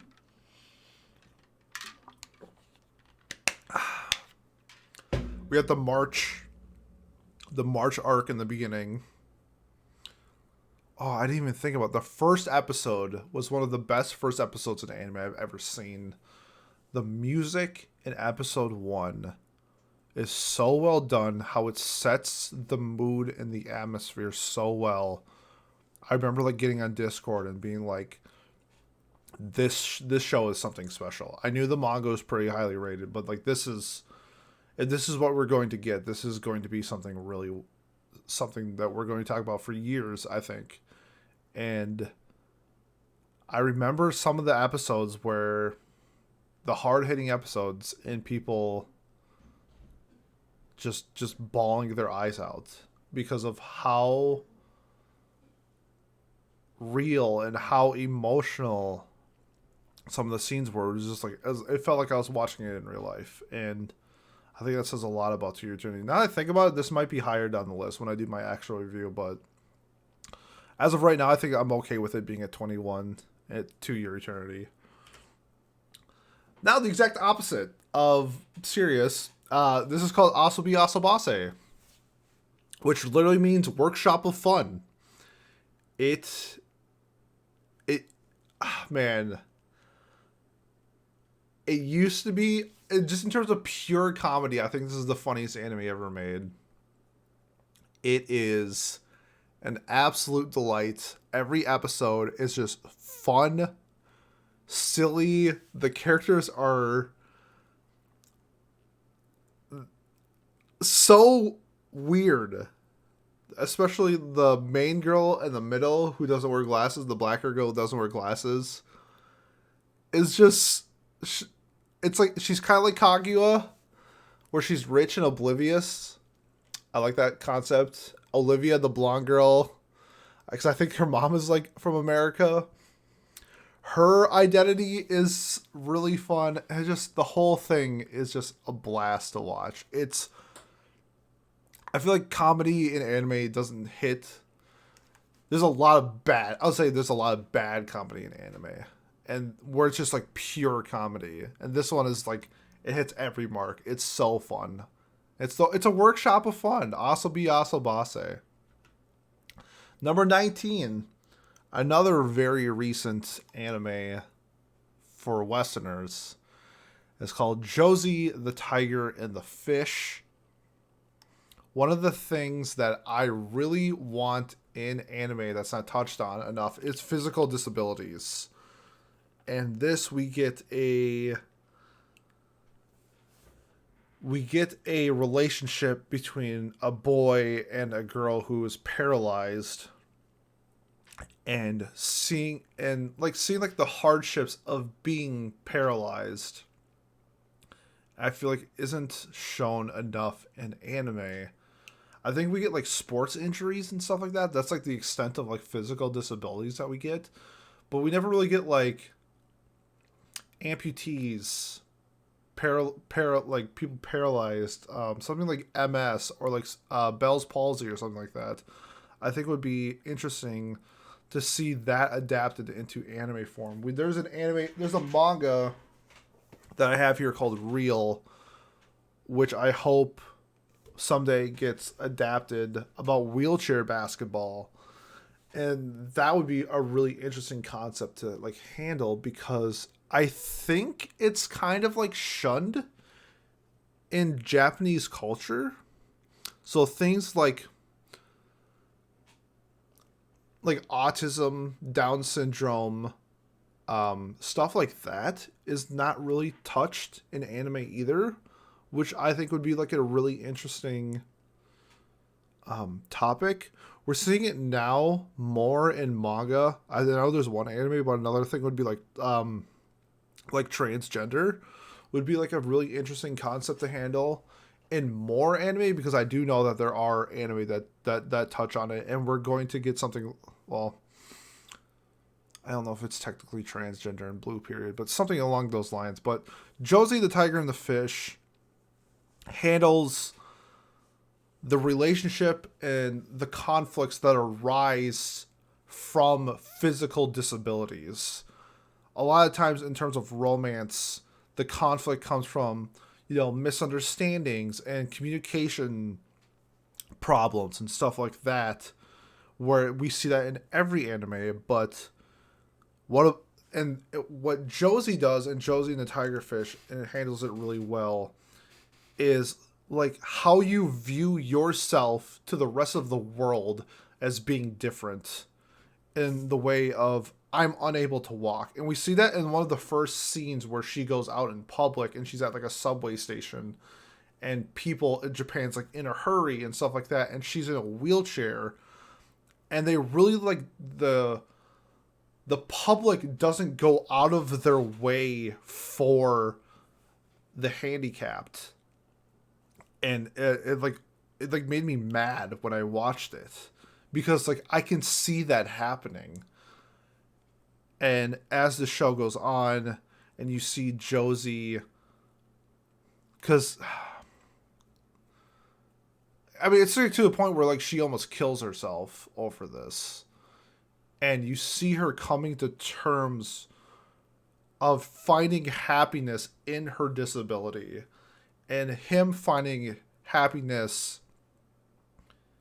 in like someone who he loves, and trying to convey that message to somebody who has a hard time accepting it and a hard time understanding it because of just the circumstances that she grew up in.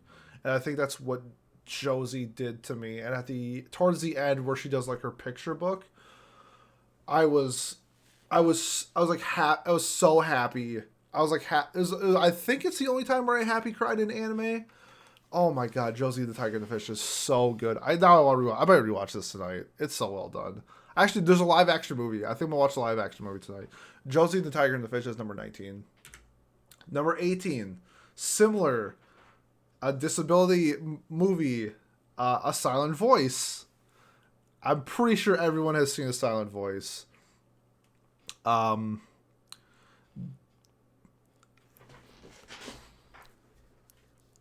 The scene, I know a lot of people cry at this movie. It has a lot of serious tones, and I know a lot of people cried during the attempted suicide scene. And to me, I always like sharing this because I think I got hit in a different like area, and it was when um what's the main character's name? When the main character stops her from committing suicide, but he falls instead, and he's in like serious condition. He's at the hospital, and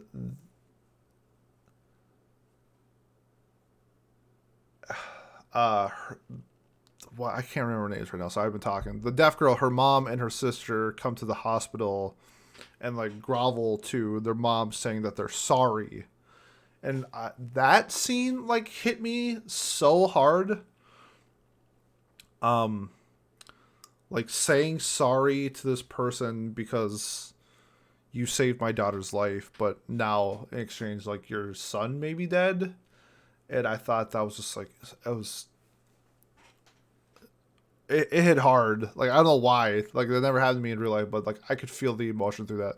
But Silent Voice is just like the redemption of being a bully, then being bullied, and like realizing who you were affects people, especially if you're a bully, and just his redemption of trying to be a better person and conveying that to the person you bullied, and just like the pushing them away, like you like ruined my life, please stop talking to me, to just the relationship that they developed felt really natural.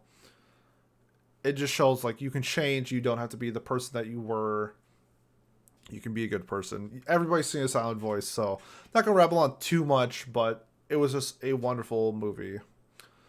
Number 17 is a show called Dorohedoro. Why this is so high up on my list is I thought this show was going to be hot garbage. It looks stupid.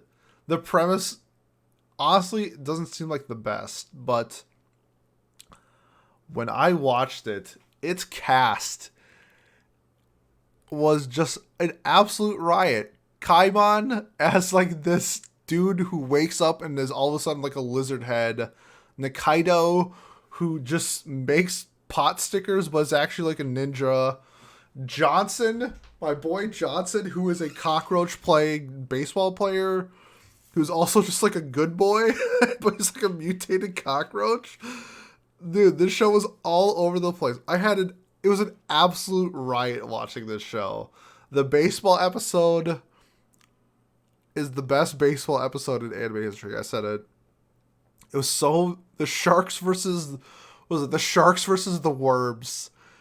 I wish I had a Worms jersey. It was just so fun. And the fights, the gore, oh my god, this show was nuts. Noi, Big Buff Noi, Big Girl Noi, oh, she was so great. And Shin, I loved Shin with his hammer. What a great character Shin was. Dorohedoro was just a riot of a show. I had so much fun. So it's done by MAPPA, and it was kind of popular when it came out, but now we're getting like the Chainsaw Man hype.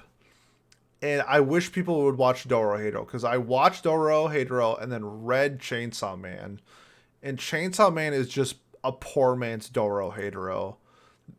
This is just on a whole nother level of Chainsaw Man. So hopefully when Chainsaw Man comes out, people will also give Dorohedoro the chance that it deserves if you haven't seen it yet, because it's something else. It's a great show. And I hope we get more, because it didn't adapt all of it.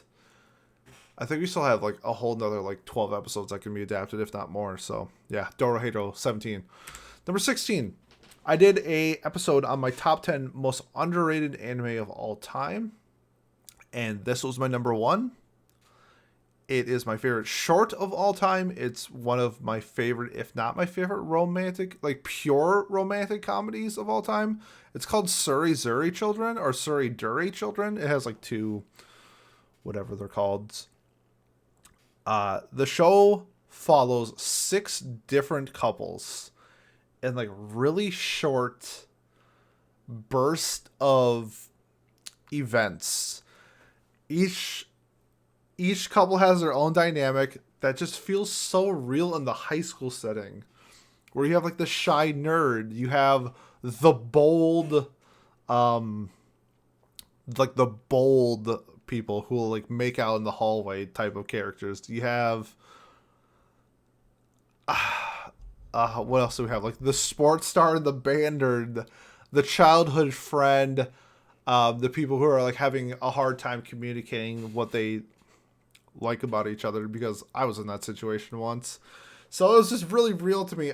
It's so fun. It's 12-minute episodes. It has the dub and the sub are both incredible. You can watch it all in like an hour and a half, I think. Maybe a little bit more than that. It's kind of like a movie. It's just so well done. The animations are really, really good too. We're on water break, I think, 13. We're almost out of water, so let's hope we make it. It's just a super fun romantic comedy, like the most fun I had watching a romantic comedy. Number 15, Vidlin Saga. Thank Valhalla, or whatever Norse god. I guess Valhalla's not a god, but it's, thank Norse gods that we are getting a second season of this. Vidlin Saga was an absolute rush of storytelling, of violence, of everything, man. Let's start with the characters. Thorfinn is what I think of when I think of like adolescent hero. I'm gonna put heroes in quotation marks, where like he's perceived as like the main character trying to do good by any means possible type of thing. He's like a good Deku, but like he actually kills people. And then we have Osclod, who is, I guess he's kind of portrayed as the antagonist, but he's like the antagonist to Thorfinn, but I don't know if he's like the antagonist to the story. What an amazing character Osclod is. He was, what was it, like, was it last year, 2 years ago? 2 years ago, when I did my best boy, he won by a landslide. On Mal, he's my number 4 character of all time. And that's just the characters. We had the fights when Thorfinn fought Thorknell, I think his name is. When he had that giant ass log, was something else. The scene where they're carrying the ship on land was crazy. OP, the first OP, I loved the first OP by, was it Survive the Prophet? Man, it's just like a punk rock version, not punk rock, pop punk song. It felt like a Japanese pop punk song that I don't really see much in anime. The only one I can really think of is like an Inferno from Fire Force. Just Vinland Saga was, the storytelling was so well done. When we got into like Wales towards the end, that was like a really interesting shift tone when we saw with Osclod's character. I thought that was so well done because it changed the light on how I viewed Osclod. It changed the view on like the war that was happening between these like Scandinavian countries and like England and France and stuff like that. It was really well done. Wit Studios absolutely killed it. Because of this, it's like if Berserk ever got a reboot adaptation, I want Wit Studios to do it just because of how well Vinland Saga was done. Number 14 is Kids on the Slope. And this is a show that I see some people talk about it. It's more of like they watch it, they really like it, and then I don't really hear much about it afterwards. There's some themes about Kids on the Slope that stood out to me more than anything. So it takes place in post World War II Japan, which is a time period I don't really see much of in anime. So they don't necessarily say the year. I want to say it's like somewhere in the 50s is the vibes I get. The like 50s, 60s, somewhere in that, because we see like American like naval bases and like American bars in Japan because like the Navy is still stationed there.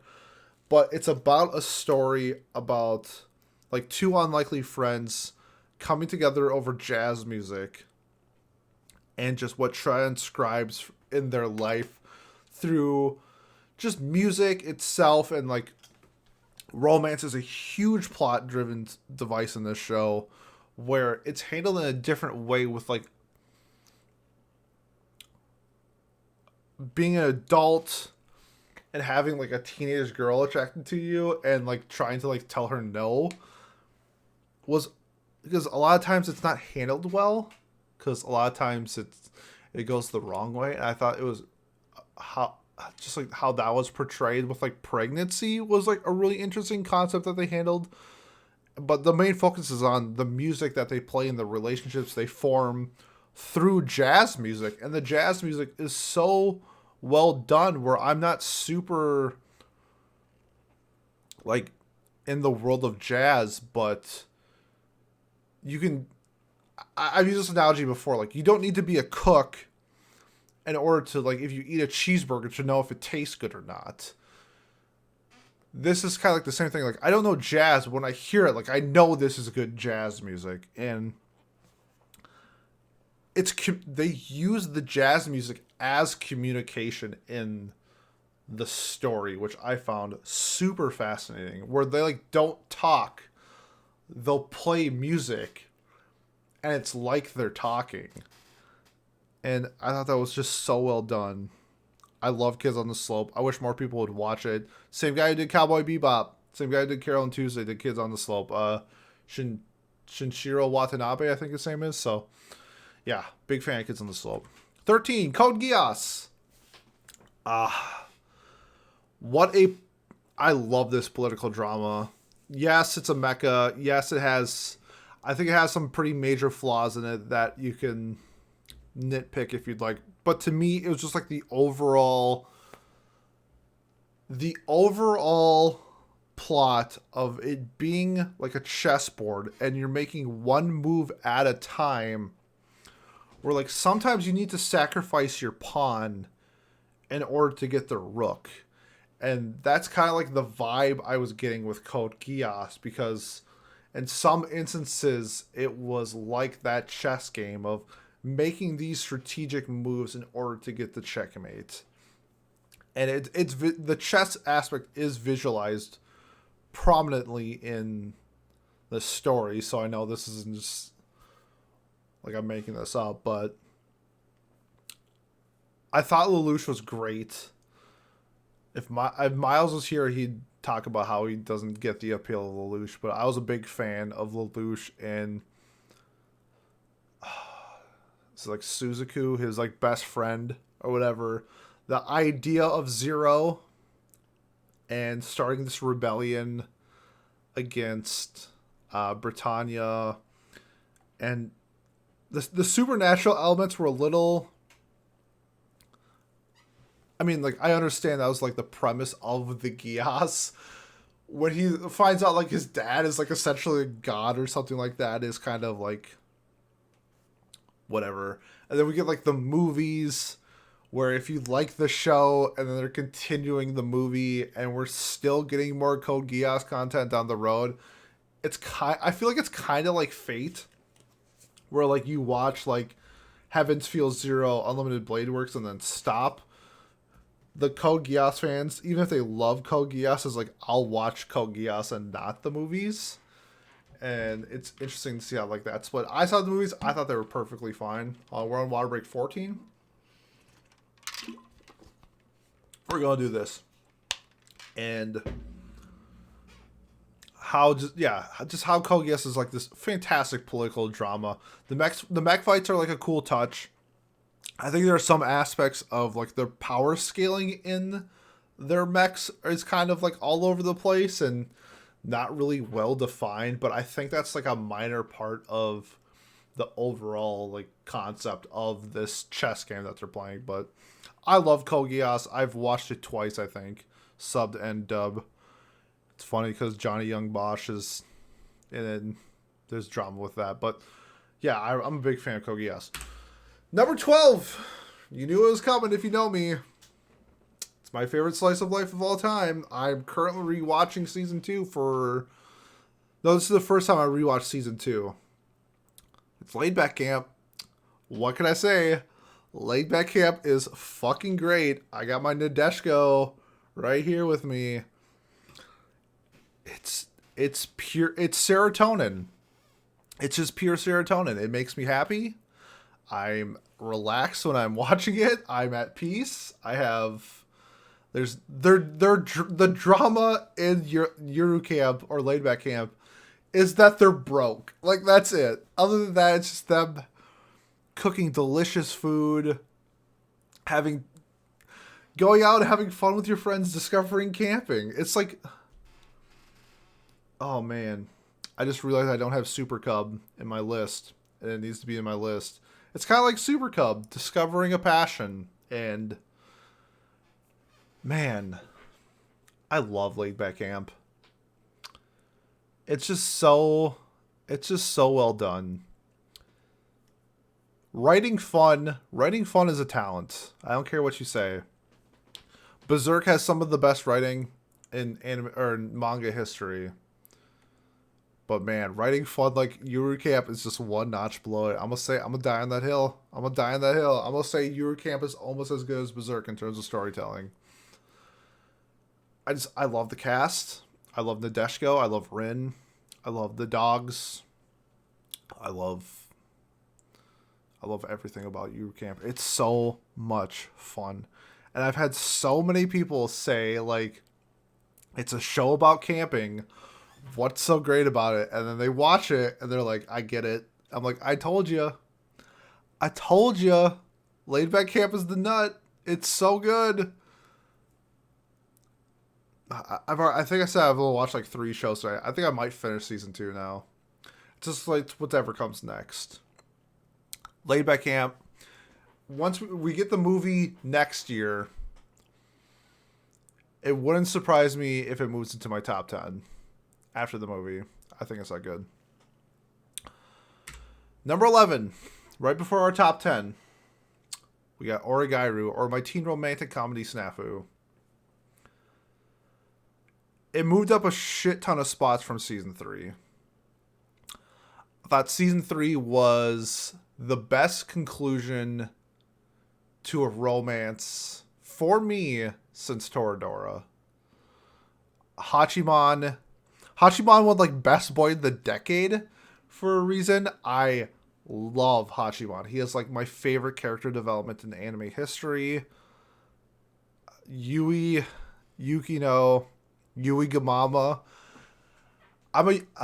It's funny because in season 1 I was a Yukino stan. Season 2 I switched to Iroha. And then season 3 I was a Yui stan. And it made the show really fun. I'm not going to lie. Even though it was clear who was going to win from episode 1, I still like to dream. I'm a man with dreams. And that confession scene, I think it's episode 10, was just perfect. For 2 people who have a hard time communicating, a hard time saying what they really want to say, especially it's romantic, and how they did it in their own ways was just so well done. I love Origairu. I've seen seasons 1 and 2 like 6 times. I haven't rewatched season 3 yet, but it was, what was it, like number 2 last year for me? I think it was my number 2 anime of last year. Now I kind of want to go check. Because number 1 from last year still hasn't been talked about, which will be in my top 10. Yeah, Origairu was my number 2 last year. So that's kind of a spoiler if you knew what my anime of the year was last year. But Origairu, yep, number 11. All right, we're going to move on to our top 10. But before we do that, let's recap numbers 100 through 11. Just kidding, I'm not going to do that. Let me get some water. We'll do top 10. And we're coming up on 2 hours. Coming up on 2 hours. This is going quicker than I thought it was going to. Number 10. Number 10 will always be my number 10. It is the reason why I started this podcast. It is what is the only anime, kind of. I can make an argument with Maid and Abyss, but it's really the only anime that changed my life because of what its message is great. It came to me at the right time in my life. And I think this is like the third or fourth time I've told this story on the podcast. But it's a place further than the universe. And it's about like enjoying your youth and like making the most of it and doing what you want. But to me, it came at a time in my life when I was like 26. I think I watched it. And it really made me want to. I had this passion for anime, and I really wanted to talk about it. I hated like sitting in the dark when I was watching all these anime and had nothing to talk about. And no audience, no like fellow people who shared common interests like I do. And I was like, well, I'm a pretty extroverted person. I like talking, whether I'm good or bad at it. I like talking. I was like, I kind of want to start a podcast. So I did with my friend Adam. And it was because of this show I did that. And just where my life has been since starting this podcast is insane. I got back from a wedding today from a guy I met through this podcast. Like, shout out to Miles and Kayla. Like, it's just like, and I met like friends and communities. Like, I'm planning trips with people because of this podcast, and it's because of this show. And it's not only because of, like, that's not like the only reason why it's at number 10. I think this show is amazing. I love A Place Further Than the Universe. The animations, just like the themes along with the show, just like really resonated with me. If you're a fan of Giga, he did a video because this show also changed his life. And he did like a really nice like 10-minute video about it and like what he did when he watched this show. And I think that was like really important to a lot of people to like hear his message. And I kind of like want to relay it with me because that's just something that we share, that it's the same show to cause such an impact to our lives. Even though it's just a show about girls going to Antarctica, it's something else. It's like, I don't know. It's just like a defining experience in my life that there will be more, but I don't know what it's going to be, because I would have expected a show about girls going to Antarctica to have the effect on my life like it did. So like, the only thing that's even close is like Berserk, where like the messages of Berserk and the story helped me in like a time in my life where it was not the best, and I resonated with like the character and like persevering through hard times. This is a little bit on the lighter side where it's just, I'm here now. What do I want to do in this moment? Like, do I want to continue to be the person I am, or do I want to be the person who I want to be? And that's kind of like the shift that I had, where I decided that I'm going to be the person that I want to be, and my life changed from there. And it's not just the podcast. There's like some personal stuff. I'm not going to get into it. You guys, this isn't therapy hour with Pete. I'm just saying that there are other things that make it where it is at this rank, and you'll see that later, where it's more than just the show. And I think that's why it's like that high on my list type of thing. So I'll explain later when we get to another show. Number 9 is haiku. So I love haiku into the fact where I played sports my entire life. I might not look like an athletic person, but I played every sport except for football, essentially. So why I loved haiku is showing the competitiveness in sports. I am a super competitive person. When I was done playing sports, I was like a top like League of Legends player. I even have it here. My Magic the Gathering, I was on the Pro Tour. Like, I was super competitive in like nerdy things, but nonetheless, I was like competitive. And haiku showcased that to me. And I felt the drive. I felt like the heart and the passion that people were displaying. It's not only the main characters, which makes it great, is everybody involved, because the person on the other side of the net may have a different drive than you, or like a different, let's say, like reason behind their drive than, say, Hinata. And that's what it was for other people. There are people who their entire life they took. I played tennis. Tennis was like the highest sport I played. Like, so I'll use tennis as an example. There are people who took lessons 5 days a week, whether it's because of pressure from like their family or they actually thoroughly enjoyed it. That was like something that they drive towards and worked hard for. And then you lose to somebody who's just naturally better than you. Like, they didn't take lessons, but they're just a natural athlete. And if you ever like know the story of Andy Roddick, who, not as a prominent figure now, but he didn't pick up a tennis racket until he was like a junior in high school, and they found out that he could serve like 120 miles an hour or something ridiculous. And that's just a natural athlete. And you could practice serves every day, like 8 hours a day for the rest of your life, and it wouldn't matter because you're not Andy Roddick. And I like that realism that haiku shows, that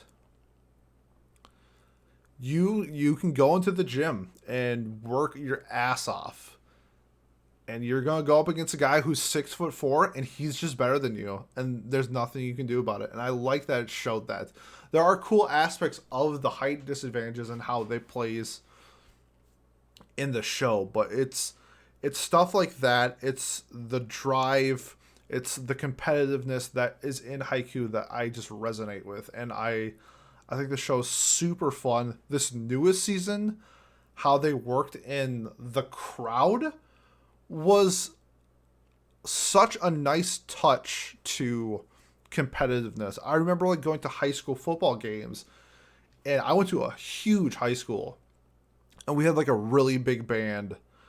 And I remember then going to like the city over or whatever for like an away game, and like their band is like a third the size.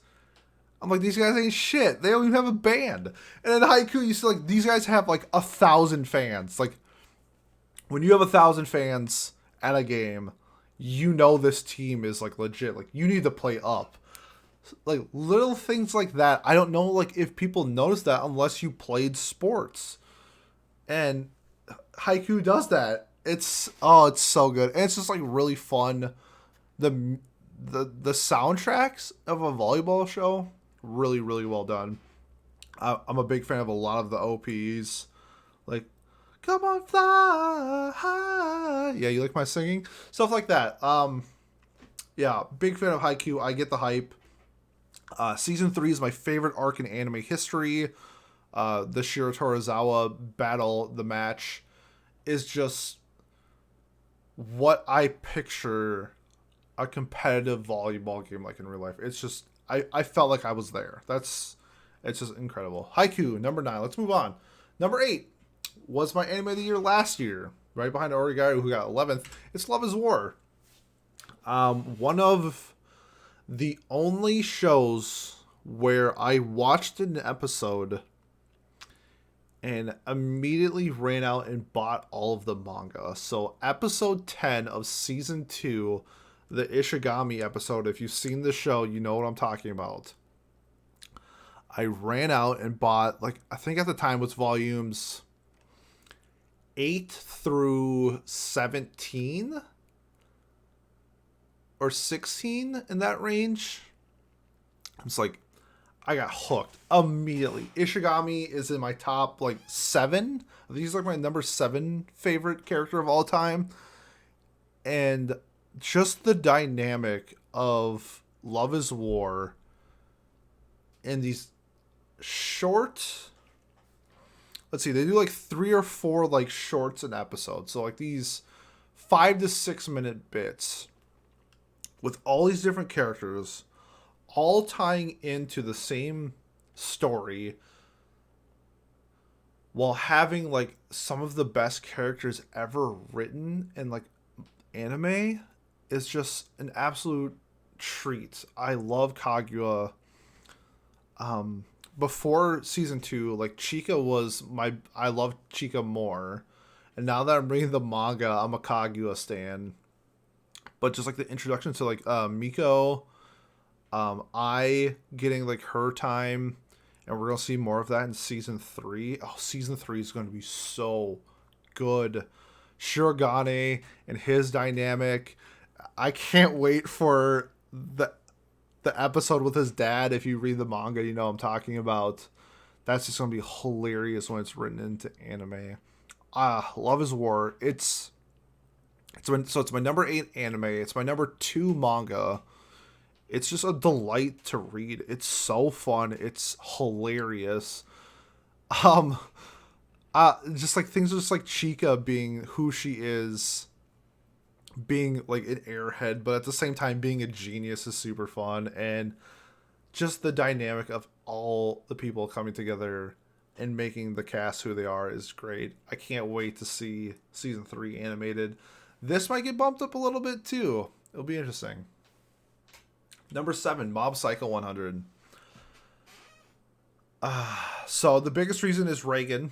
I think Reagan is the best written and is my favorite anime character of all time. Let me get my boy. Got my Reagan figure right here. Season 1 as like the con artist dude that he is, into season 2 and being like a dad figure was wonderful. Overcoming the situation he was in and like manning up to your mistakes and just being the person that you want to be for like for Mob was so great. And then just Mob in general. Mob is a good boy. That's just the best way to put it. Everybody loves Mob. Mob, his dynamic with his 0% and his 100% personas are a great mesh. And then in season 2 with like the whole cast coming together for like a single cause. And it sounds like we're getting season 3 too. So, oh man, my hair. That is just, I can't wait to look forward to it. The OPs, so we have 99 and 99.9 are just absolute bops. 99.9 is my number 3 OP of all time. It has one of the best fights in anime history in season 2. Man, what else can we talk about? The Body Improvement Club being like the best group like ever in anime. I just love the Body Improvement group. They're so much fun. They add a really interesting dynamic to Mob's character through development physically and like emotionally is a really interesting thing that we saw in anime. Like, it's like, yeah, you can have big muscles, but like if you're not there for your friends, muscles mean nothing. It's just like, what are you saying? You guys are like meatheads, and you're dropping like these philosophical bombs on us. It's just, what a delight of a cast that they are. And man, we got like those like episode 1 of season 2 where like Mob gets his heart broken. I felt so bad. Like I wanted to cry for Mob. And just him being like, it's okay, like, thank you for telling me. Like, he just saw like the positives and the negatives, and just makes Mob a great, just good boy. He's a good boy. He deserves head pats and whatever he wants. This is when someone like is new to anime and they want like a recommendation. I like always recommend Mob Psycho. It's such a good, easy, fun, emotional, entertaining watch. Mob is so much fun. It's my number 7. Number 6, Hunter x Hunter. Usually I don't like shonen. Usually I don't like long running shonen. And Hunter x Hunter, like, flip the switch on that. Even my phone background is Hunter x Hunter. Let's start. I mean, the beginning where we get the I'm Killua, I'm gone when they're running in the tunnel in the Hunter exam arc was just the blossoming friendship of a great story to come. And then we get the addition of Kurapika and Leorio, and then my favorite, probably like villain in anime, in Hisoka, and then we get Greed Island, and then we get York New, and then we get Chimera Ant, and we get these just like god tier arcs, like back to back to back. They showcase like everybody gets their moment in the limelight, while all sort of coming together, minus like Leorio, but we get that at the end. Just a masterpiece in just writing. It shows that shonen doesn't have to be Deus Ex Machinas of bullshit and cliche writing. We can go further. We can advance the plot with actual storytelling and with dynamics in the universe. Nen, like one of the best power systems in anime. It's so well done, and they explain it in a way where it's simple and complex at the same time, where you get the basis, but like they show the advanced like systems of Nen, where it's like, I want to know more. That and like Tower of God are like the two that like stand out to me in terms of like these power systems that are so well explained and make sense, and they follow the rules. Oh, and Alchemy too, where the rules are laid out and it's never just like bullshit. Like, it's within its means. And I think that's something that's really underrated with Hunter x Hunter compared to something like Dragon Ball Z, where if Goku's losing, he'll just go Super Saiyan the next level, and then he'll win.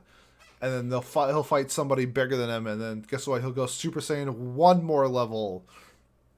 It's not like that's like a power system that doesn't exist. It's just you're just stacking it on each other. Where Nen is like, here's the system that's laid out, and it follows these rules. And it's something that's so well done. I love the concept of Nen. Killua is my favorite character. Well, him and Hisoka are like 1A, 1B, because I think Hisoka as like a villain, having the power to essentially do whatever you want, and he chooses to be like a pedophile, I think is fucking hilarious, because that's what something a villain would, I feel like a villain would do. And then Killua just being like the best friend in the world, never having, like, he was like tortured by like his family and all this stuff, and then finding Gon and just changing his life for the better is such a great story. I love their dynamic. Hopefully this is the last water break, because I'm about to be out of water. I love Hunter x Hunter. I wish we had more, but after seeing Miura, the author of Berserk, pass away, I'm fine with Hunter x Hunter just being on hiatus until forever, if it means that the author doesn't work himself to death, literally. So, love Hunter x Hunter. It's at number 6. Now this is going to be fun. Number 5, I think, is the best anime ever made. I think it's so well done. It just doesn't have like the emotional impact that the other shows are going to have, and that's why it's number 5, even though I do think that this is the best anime ever created. And that is Perfect Blue, the Satoshi Kon film. I if you've ever been in Discord, if you've ever talked to me, you know I love Perfect Blue. It is what a masterpiece of a film. Everything that you want answered is answered. Everything that you want left unanswered, the mystery, the suspense, the thriller of that film is left for you to determine. I still remember when we did our Watch Club episode on this, and me and Miles talked 2 hours before the episode about the movie. And then we talked about the movie for another roughly 2 hours, and then another hour afterwards. I've never done that with anything in my life.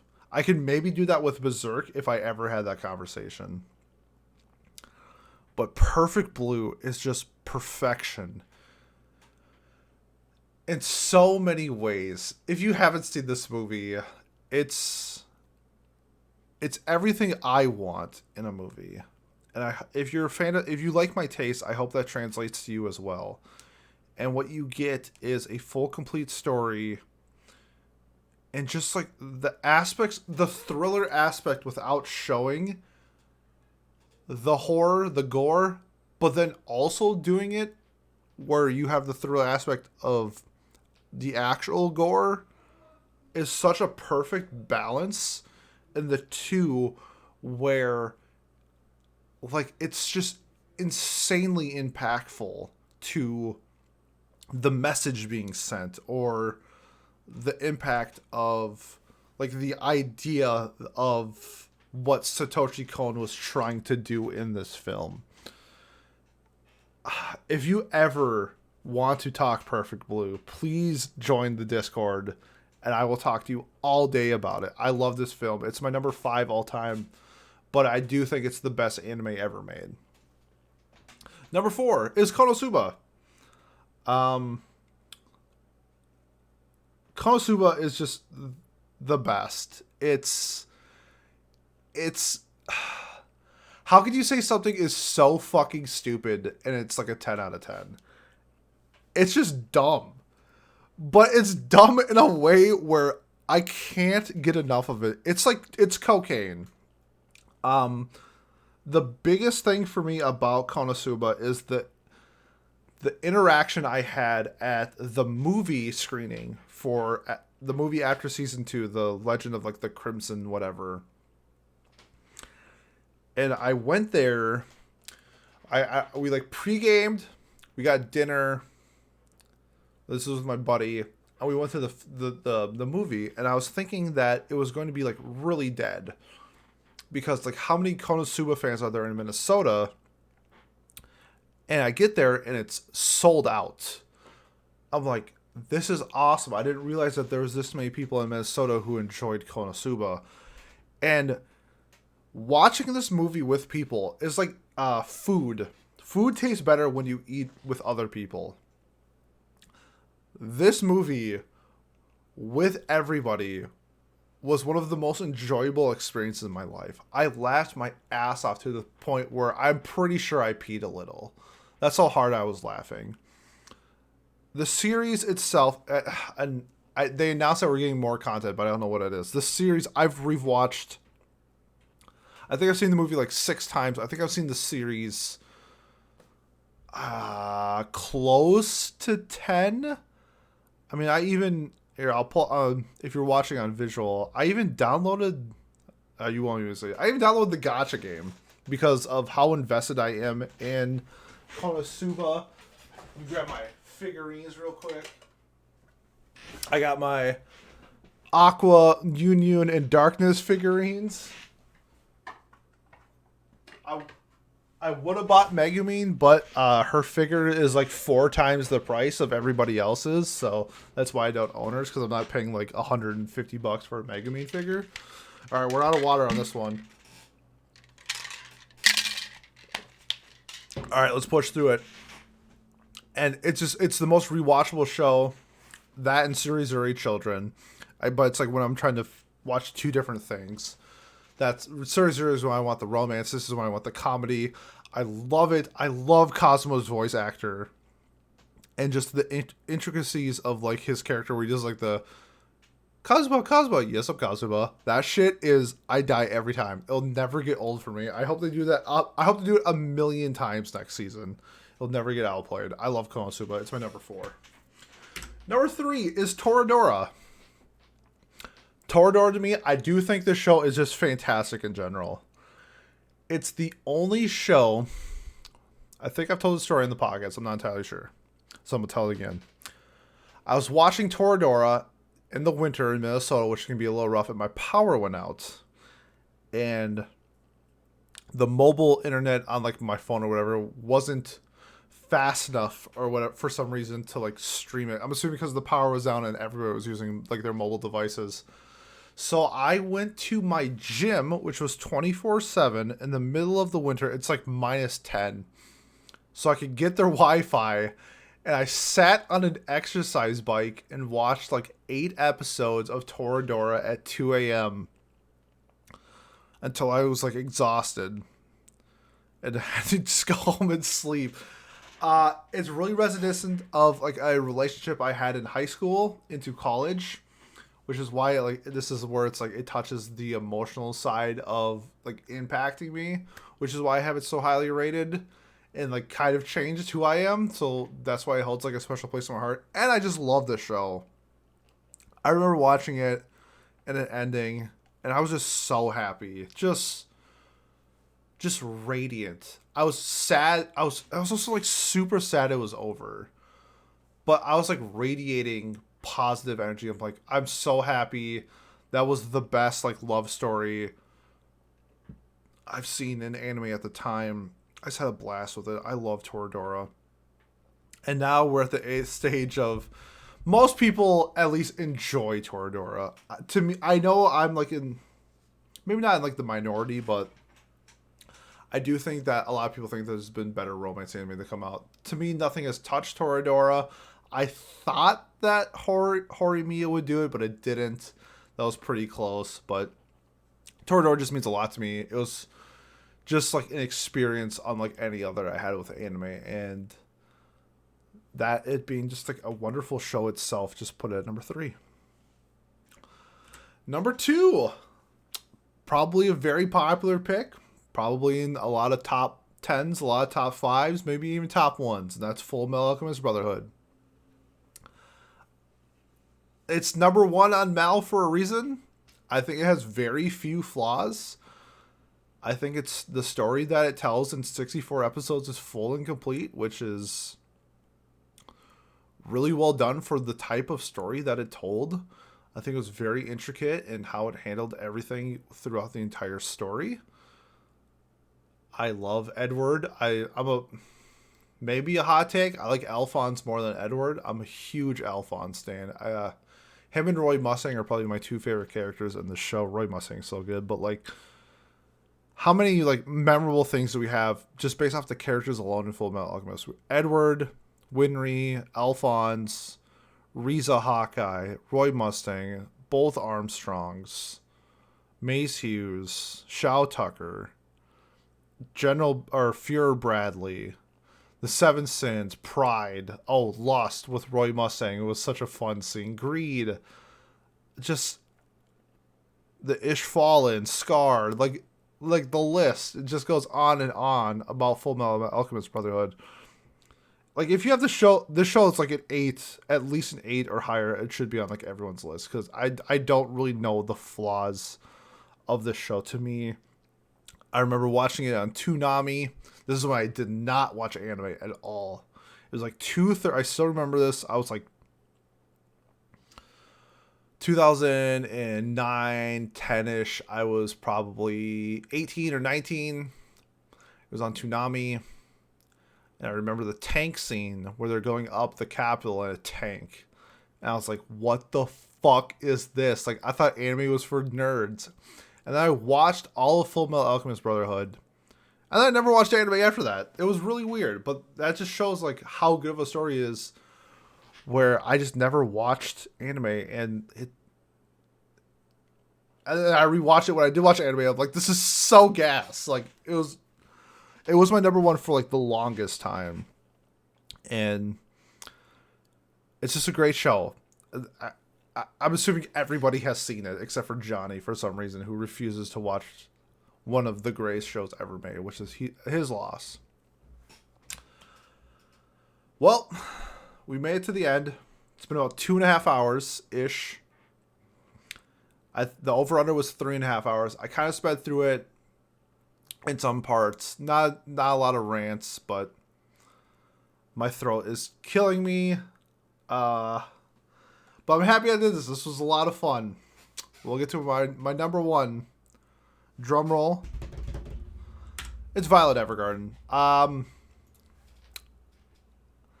This show meant more to me at a time in my life than any other show ever. And this is including the movie that came out this year. Episode 7 hurt.